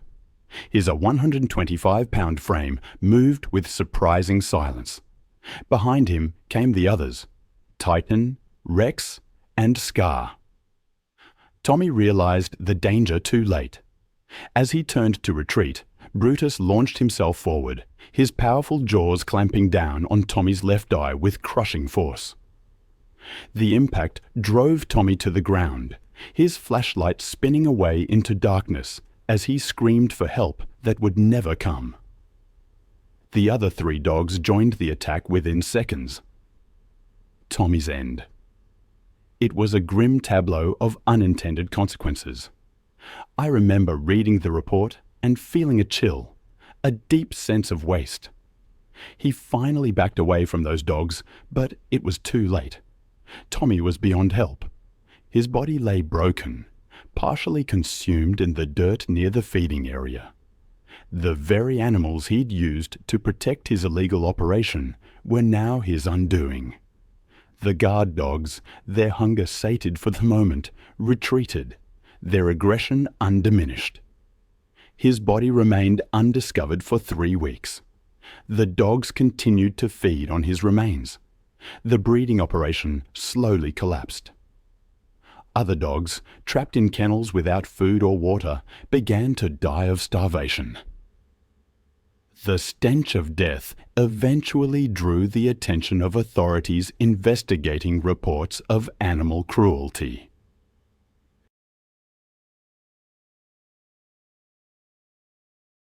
Sheriff's deputies arrived to a scene of unimaginable horror. Tommy's remains were scattered. Dozens of dead and dying dogs filled the makeshift kennels. The 4 guard dogs were shot on sight after showing aggressive behavior. The investigation revealed the full extent of Tommy's illegal operation. Dozens of breeding females kept in deplorable conditions, puppies dying from disease and neglect, financial records showing he'd been selling sick animals to unsuspecting buyers across multiple states. The surviving dogs were euthanized due to their poor health and aggressive conditioning. Tommy's death marked the end of one of Missouri's largest illegal puppy mills, but it came at a cost that extended far beyond his own life. The animals he'd exploited for profit had ultimately become his executioners, their hunger and desperation turning them into the monsters he tried to create. Then, just a few months later, another tragedy, this one in Florida. It was August 22nd, 2014. The exclusive Cypress Point community, on the edge of the Everglades, shimmered in the intense summer heat. The gated development, built on reclaimed wetlands with artificial lakes and water features, represented luxury living in South Florida. Roberto Mendez, a 35-year-old landscaper, was working alone to maintain the pristine grounds that made Cypress Point so desirable.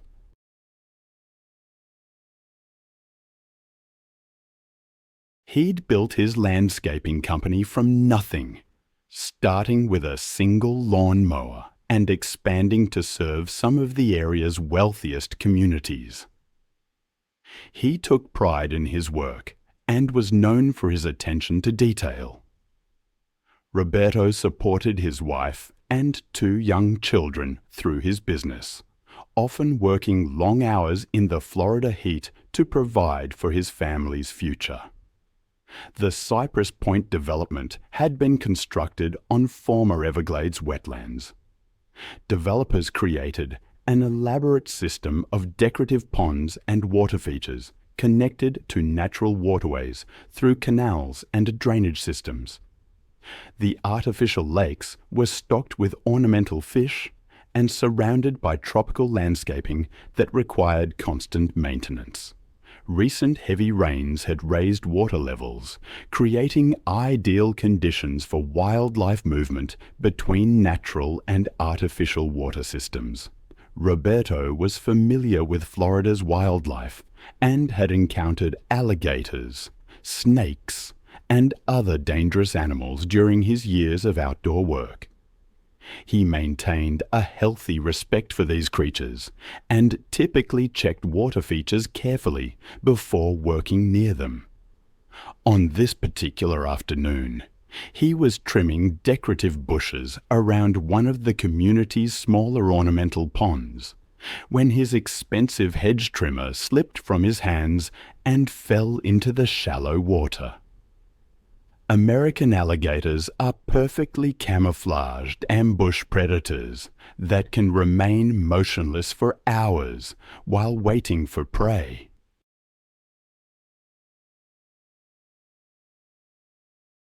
Adult females typically measure 8 to 10 feet in length and can weigh up to 200 pounds, possessing incredible speed and power when attacking. Alligators are most dangerous when protecting nesting sites, or when surprised by humans who venture into their territory. Their bite force exceeds 2,000 pounds per square inch, and their death roll technique is designed to disorient and drown prey in aquatic environments. Roberto waded into the knee-deep ornamental pond to retrieve his hedge trimmer, assuming that the manicured water feature was safe for brief entry. The decorative pond appeared peaceful and well-maintained, with no visible signs of wildlife activity among the carefully arranged aquatic plants and ornamental features. Roberto had worked around similar water features hundreds of times without incident. The attack came the moment Roberto's feet touched the pond's muddy bottom. A 10-foot female alligator that had been lying motionless among the decorative vegetation exploded into action, her powerful jaws clamping down on Roberto's right leg with devastating force. The massive reptile's bite instantly fractured his tibia and fibula, while her teeth punctured through major arteries and muscle tissue. The alligator immediately initiated her signature death roll, spinning rapidly in the water while maintaining her crushing grip on Roberto's leg.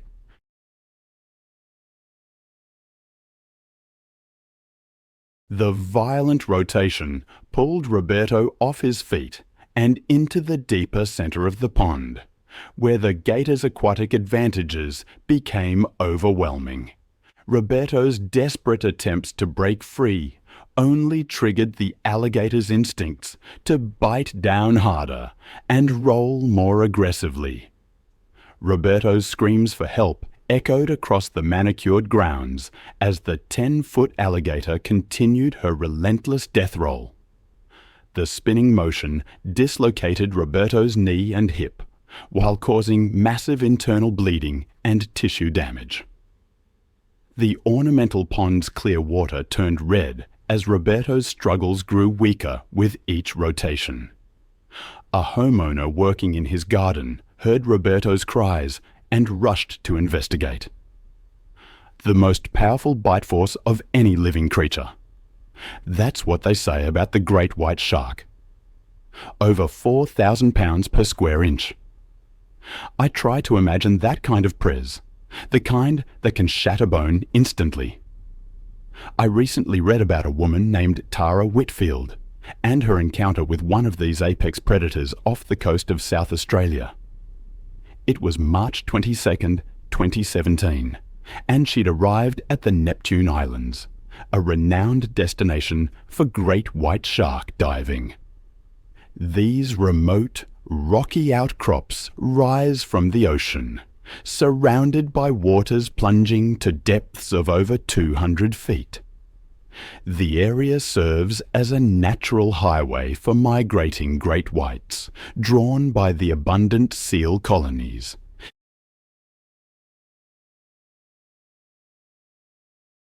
Tara, a 38-year-old marine biology graduate student from Los Angeles, had booked the most expensive shark cage diving package. From the start, she seemed determined to cause trouble. She berated Captain Steve Morrison and marine biologist Dr. Lisa Chen multiple times during the morning briefing, her boyfriend watching uncomfortably. Captain Morrison, with 18 years of experience, had dealt with difficult clients before, but Tara's behavior alarmed him.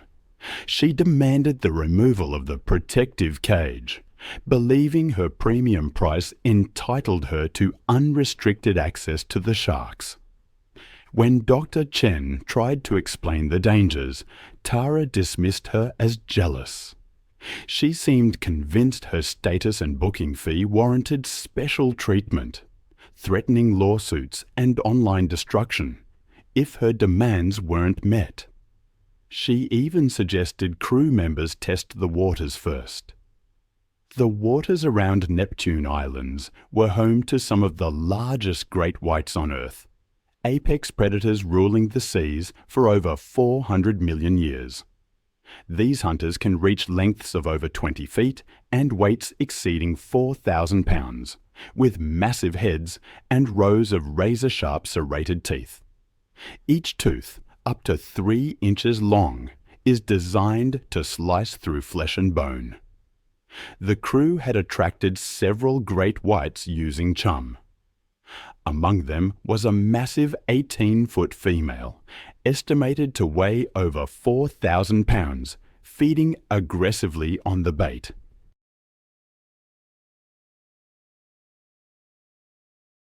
Before entering the water, Tara secretly loosened the connections on her diving regulator, planning a fake equipment malfunction to justify exiting the cage. She believed she could manipulate the situation. Once submerged, Tara immediately signaled fake distress, pointing at her sabotaged regulator. Captain Morrison initiated emergency procedures, but instead of ascending, Tara swam away from the cage toward the feeding sharks, convinced she was invulnerable. Her erratic movements created the distressed prey behavior that triggers great white hunting instincts. The massive female detected Tara's panicked swimming and abandoned the chum to investigate. The shark approached from below at speeds exceeding 25 miles per hour. The assault was swift and devastating. Rising from the depths like a torpedo, the great white struck Tara from below with tremendous force. Its jaws opened, revealing rows of gleaming teeth. The impact drove Tara upward as the shark's jaws clamped down around her torso with bone-crushing press. The teeth sliced through her wetsuit, deep into her chest and abdomen. The crushing bite force shattered Tara's ribcage instantly, puncturing her lungs and severing major blood vessels. The shark's muscles continued applying press while its head thrashed violently, tearing away large chunks of flesh. The violent shaking motion severed Tara's body at the waist. I've seen firsthand how quickly things can go wrong when humans underestimate the power of nature.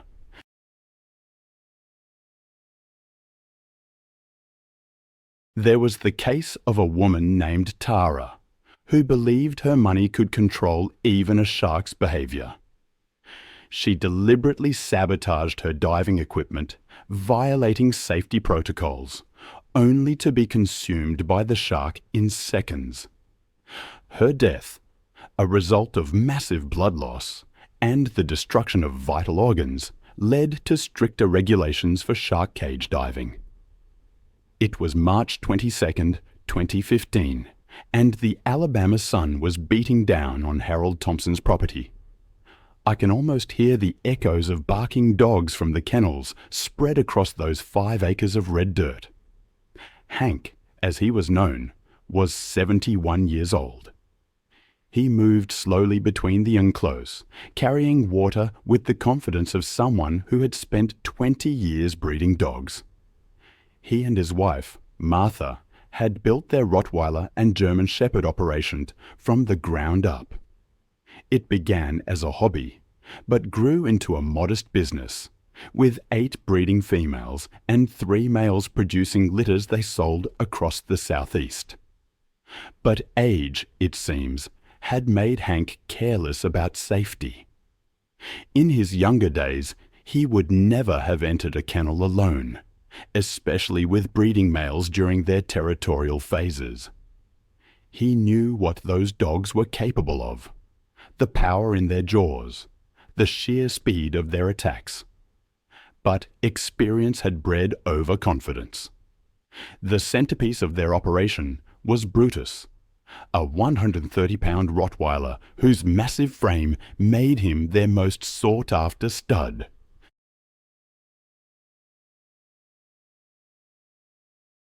At 4 years old, he was in his prime, with a bloodline tracing back to German working dogs. His offspring commanded premium prices from buyers seeking protection animals. Recently, though, Brutus had been showing increased aggression. A minor injury to his left rear leg had left him limping and irritable, causing him to snap at Martha when she tried to examine the wound. The veterinarian had prescribed pain medication, but the dog's temperament had grown increasingly unpredictable. Martha had voiced concerns about Hank working alone with Brutus, especially given the dog's recent mood changes. But Hank dismissed her worries with stubborn confidence. He'd raised Brutus from a puppy and believed their bond was unbreakable. On that March afternoon, Martha had driven into town for supplies, leaving Hank alone with the dogs. The kennels needed cleaning. Water bowls required filling. Work Hank had done thousands of times before. Brutus watched from his kennel as Hank approached. I imagined the dog's dark eyes tracking every movement with an intensity that should have served as a warning. The animal was panting heavily despite the shade, his injured leg causing him to shift uncomfortably. Pain has a way of making even docile animals unpredictable, and Brutus was far from docile.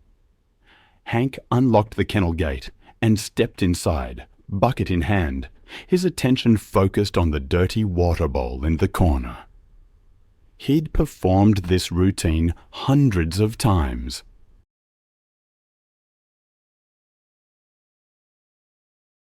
But this day, Brutus was different. The dog's ears were pinned back, his tail held low, his massive body coiled with tension. As Hank bent down to clean the water bowl, his back turned to the dog, Brutus made his decision.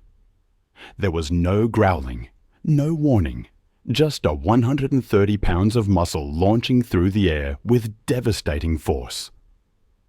The impact drove Hank face first into the concrete floor, his bucket clattering away as Brutus's jaws found their target. The dog's teeth sank deep into Hank's throat, crushing his windpipe and severing major blood vessels in a single catastrophic bite. Hank's hands clawed desperately at the animal's massive head, but Brutus had locked on with predatory determination. The dog's powerful neck muscles allowed him to shake violently, tearing through tissue and bone with mechanical efficiency. Hank's screams were cut short by the damage to his throat, replaced by a wet gurgling sound that grew weaker by the second. Blood pooled beneath his body as Brutus continued his attack, driven by instincts bred into his lineage for generations. The assault lasted less than 3 minutes, but the damage was irreversible. When Brutus finally released his grip, Hank lay motionless on the kennel floor, his life ebbing away in the Alabama heat. Martha returned home 2 hours later to find the property strangely quiet. She called out for Hank as she walked toward the kennels, but received no response.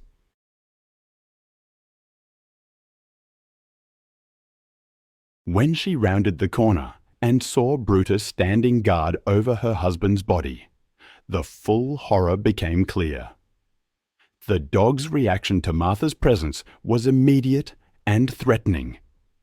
He positioned himself between her and Hank's body, his lips pulled back in a snarl. Martha backed away slowly, dialing 911 from her truck. Sheriff's deputies arrived within 20 minutes, but Brutus refused to allow anyone near Hank's body. After consulting with animal control, the decision was made to shoot Brutus rather than risk additional casualties. The massive Rottweiler died with 3 bullets in his chest. The investigation concluded that Hank's death was a tragic accident caused by his failure to recognize the warning signs of an aggressive, injured animal.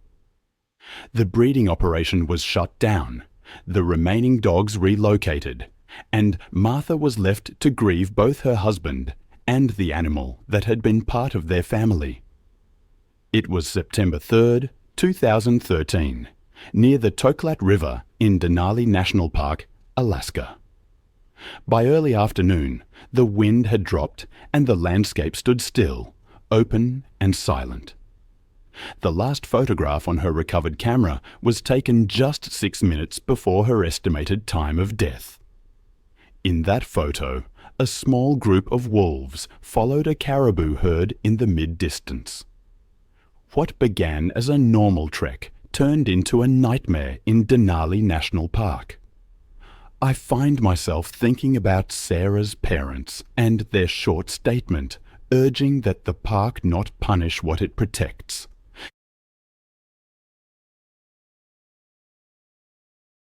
Sarah, it seems, took a minimalist approach, carrying only what she trusted, relying on skill rather than gear.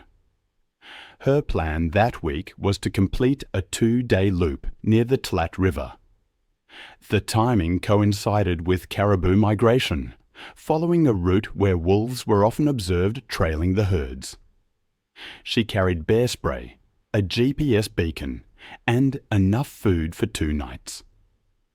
Solo travel didn't intimidate her. She'd done it for years, often documenting her routes for small hiking blogs. The Denali backcountry zones required permits, which she had properly filed. Rangers later recalled she had asked about late-season wolf movements, but showed no concern when told sightings had increased near the river corridor.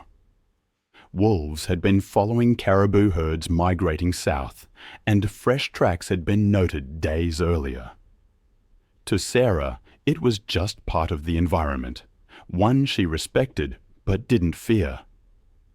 Wolves in this region averaged between 70 and 100 pounds, built for endurance and speed, capable of covering 40 miles in a day. Their jaws delivered a bite force of nearly 400 pounds per square inch, strong enough to crush bone. They rarely approached people, living on caribou, hares, and ground squirrels. But when prey grew scarce or human scent carried traces of food, curiosity sometimes lingered. That week, rangers had posted advisories near trailheads, noting that several hikers reported wolves trailing them at a distance.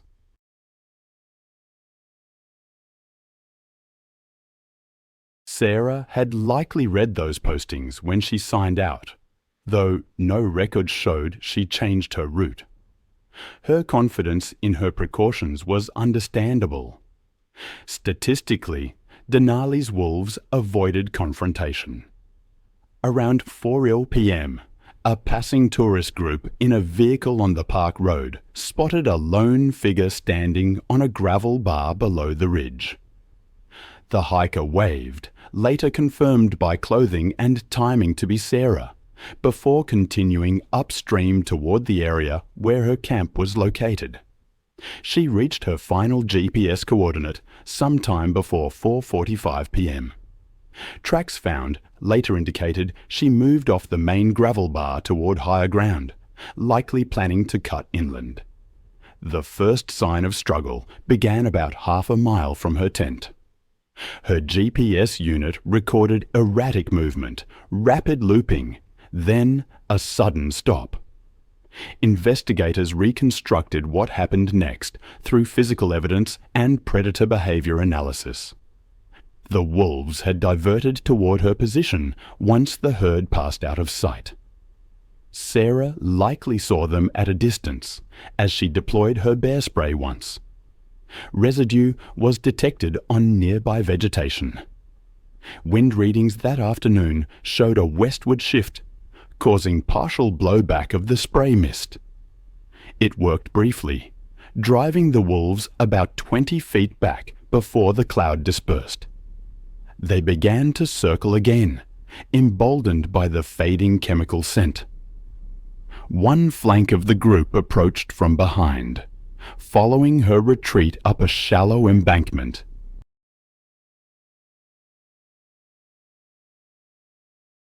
Handprints pressed deep into the soil showed she climbed in haste.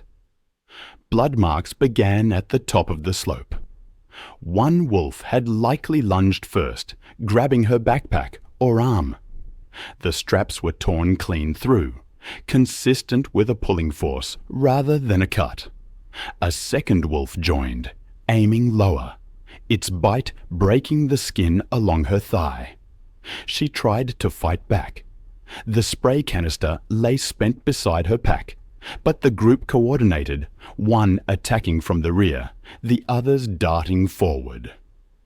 The ground at the site was churned with soil and hair, suggesting several minutes of movement before she was forced down. Analysis of tissue marks later revealed crushing bites to the neck and shoulder, consistent with a killing grip. The kind wolves used to suffocate large prey. Her jacket was shredded, and the torn sleeve recovered 20 feet away still held fragments of skin and fabric. Search efforts began that night, with both ground crews and a helicopter dispatched after rangers noted her vehicle unmoved. The aircraft spotted a disturbed patch of gravel near the Tlat Channel the next morning. Sarah's body lay partially covered by soil and debris, her left arm missing, likely carried off by scavengers after the attack. They collected the camera and other items for analysis, and later confirmed through timestamps that her final photograph was taken just 6 minutes before the estimated time of death. The park temporarily closed multiple backcountry zones along the migration corridor.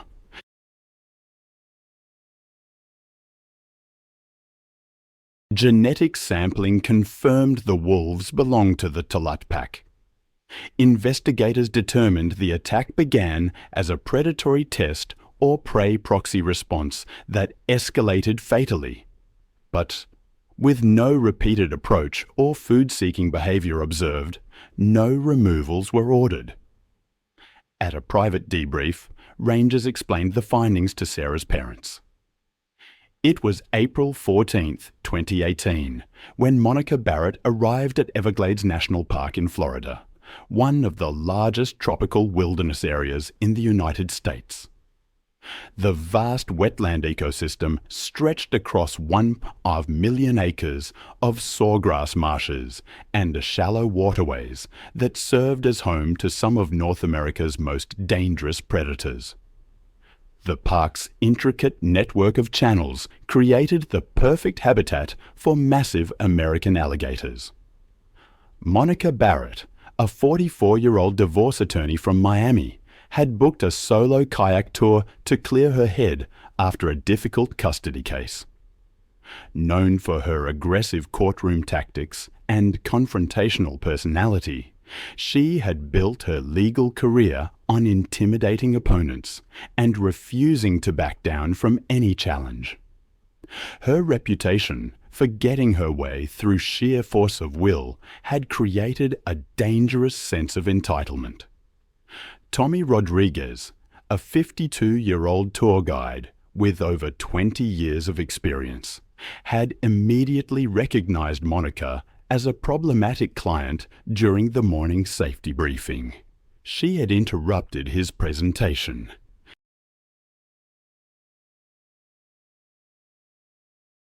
I've seen the aftermath of arrogance in the wild, and it always leaves me with a sense of profound sadness.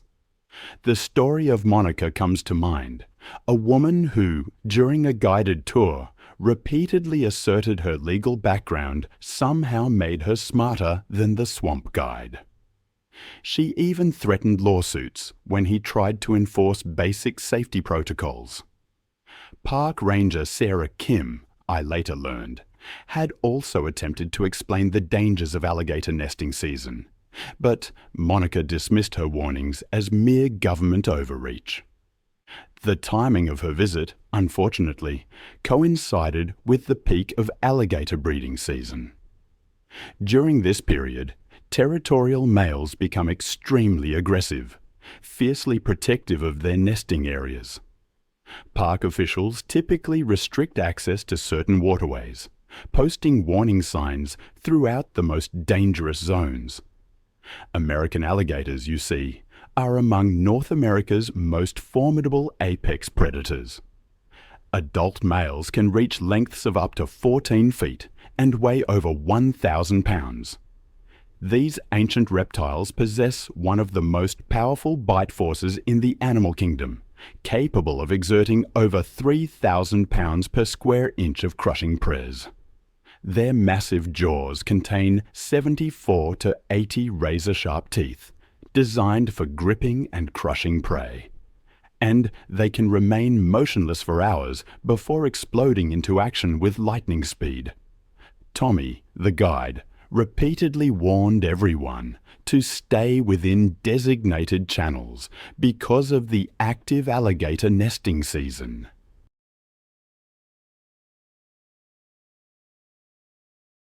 The park had posted numerous warning signs around known nesting sites, where territorial males were guarding their offspring with deadly aggression. But Monica grew increasingly belligerent, accusing Tommy of limiting her constitutional rights and threatening legal action. Despite his attempts to maintain group cohesion, she broke away from the guided tour, paddling her kayak toward a restricted lagoon clearly marked with multiple warning signs.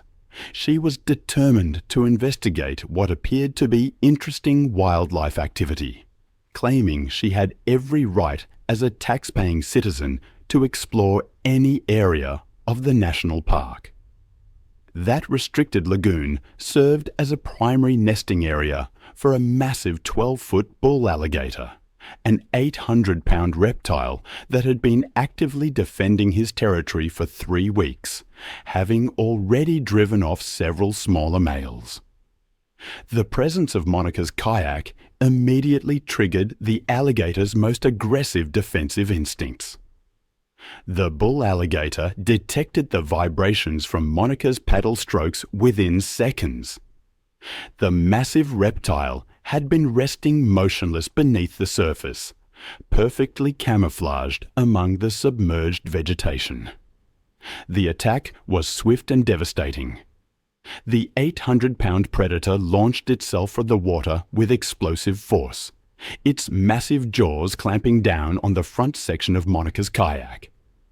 The impact capsized her instantly, throwing her into the murky water directly in front of the enraged reptile.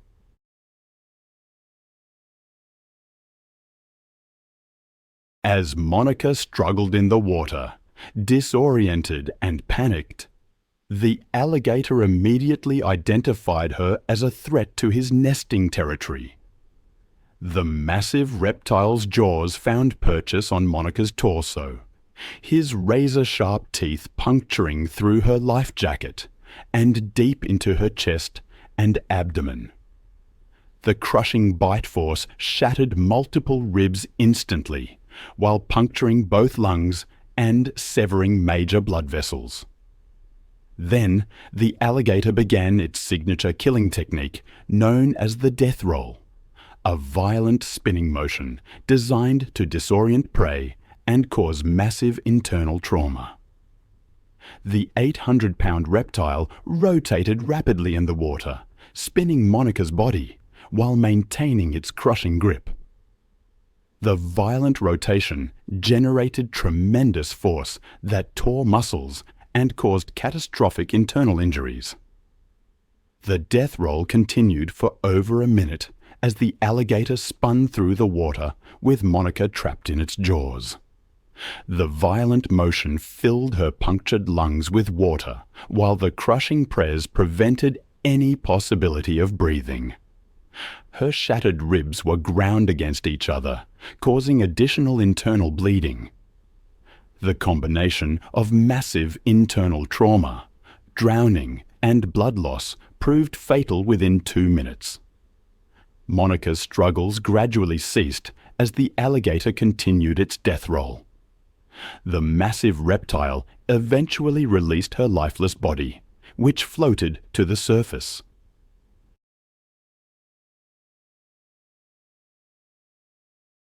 Tommy immediately radioed for emergency assistance, but rescue teams were unable to reach the remote lagoon in time. Then there's the story of Sarah Johnson. It was May 14th, 2017, and the ancient mountains of Great Smoky Mountains National Park rose majestically above the Tennessee landscape, their peaks shrouded in the characteristic mist that gave the range its name. The late spring afternoon was perfect for hiking, with golden sunlight filtering through the dense canopy of oak, maple, and hickory trees, while wildflowers carpeted the forest floor in brilliant colors. Sarah, a 29-year-old registered nurse from Atlanta, was enjoying a weekend hiking trip with her fiancé Tom, exploring the park's extensive trail system while taking photos to commemorate their engagement celebration. Sarah had always loved nature photography as a hobby, carrying her camera on every outdoor adventure to capture memories of their time together. Her medical background had given her a practical understanding of emergency situations, but her experience with dangerous wildlife was limited. She'd been hiking throughout the Southeast for over 5 years, building her confidence and wilderness skills through countless weekend adventures with Tom. She worked long shifts at Grady Hospital's emergency department, and these mountain getaways provided essential stress relief from her demanding career-saving lives in one of Atlanta's busiest trauma centers.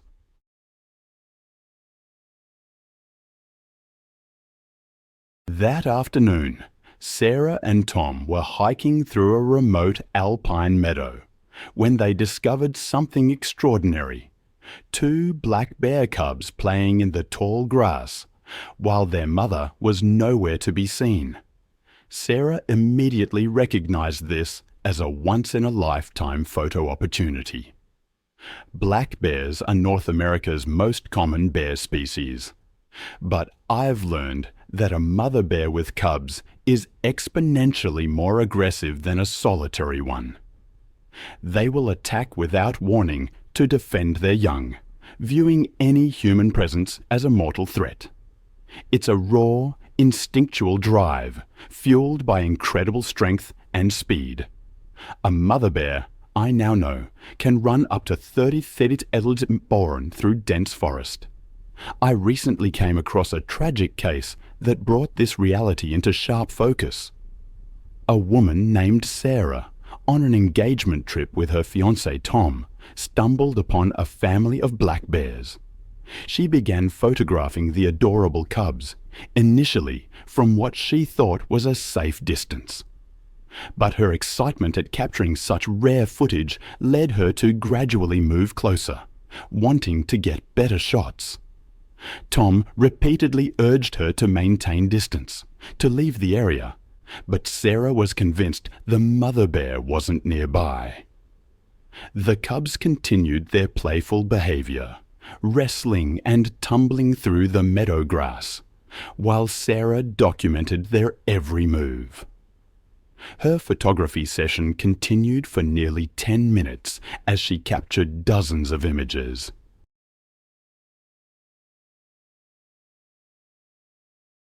I can almost see her there, focused on her lens, unaware of the danger she was inviting. Sarah's fatal mistake, as I understand it, was positioning herself between the cubs and their natural escape route to the forest edge. As she moved to get a better angle for her shots, she unknowingly blocked the path the cubs would take to reach safety if threatened. This triggered the protective instincts of their mother, who had been watching from the tree line. The mother bear's charge from the forest was swift and terrifying. The 200-pound female covered the distance to Sarah's position in seconds, her powerful legs propelling her massive frame with surprising speed. Her territorial fury focused entirely on eliminating the perceived threat to her cubs. Sarah attempted to retreat when she saw the charging bear, but her foot caught on a fallen log, and she tumbled backward while still clutching her camera. The mother bear reached Sarah's position before she could regain her footing, striking her with bone-crushing force. The bear's massive paw connected with Sarah's back, her razor-sharp claws raking across Sarah's spine and shoulders while the impact shattered several ribs. Sarah's camera flew from her grip as the bear's enormous weight pinned her to the ground. Her attempts to call for help were silenced by the crushing press on her chest. The mother bear's powerful jaws clamped down on Sarah's neck, her crushing bite force fracturing vertebrae and severing vital arteries.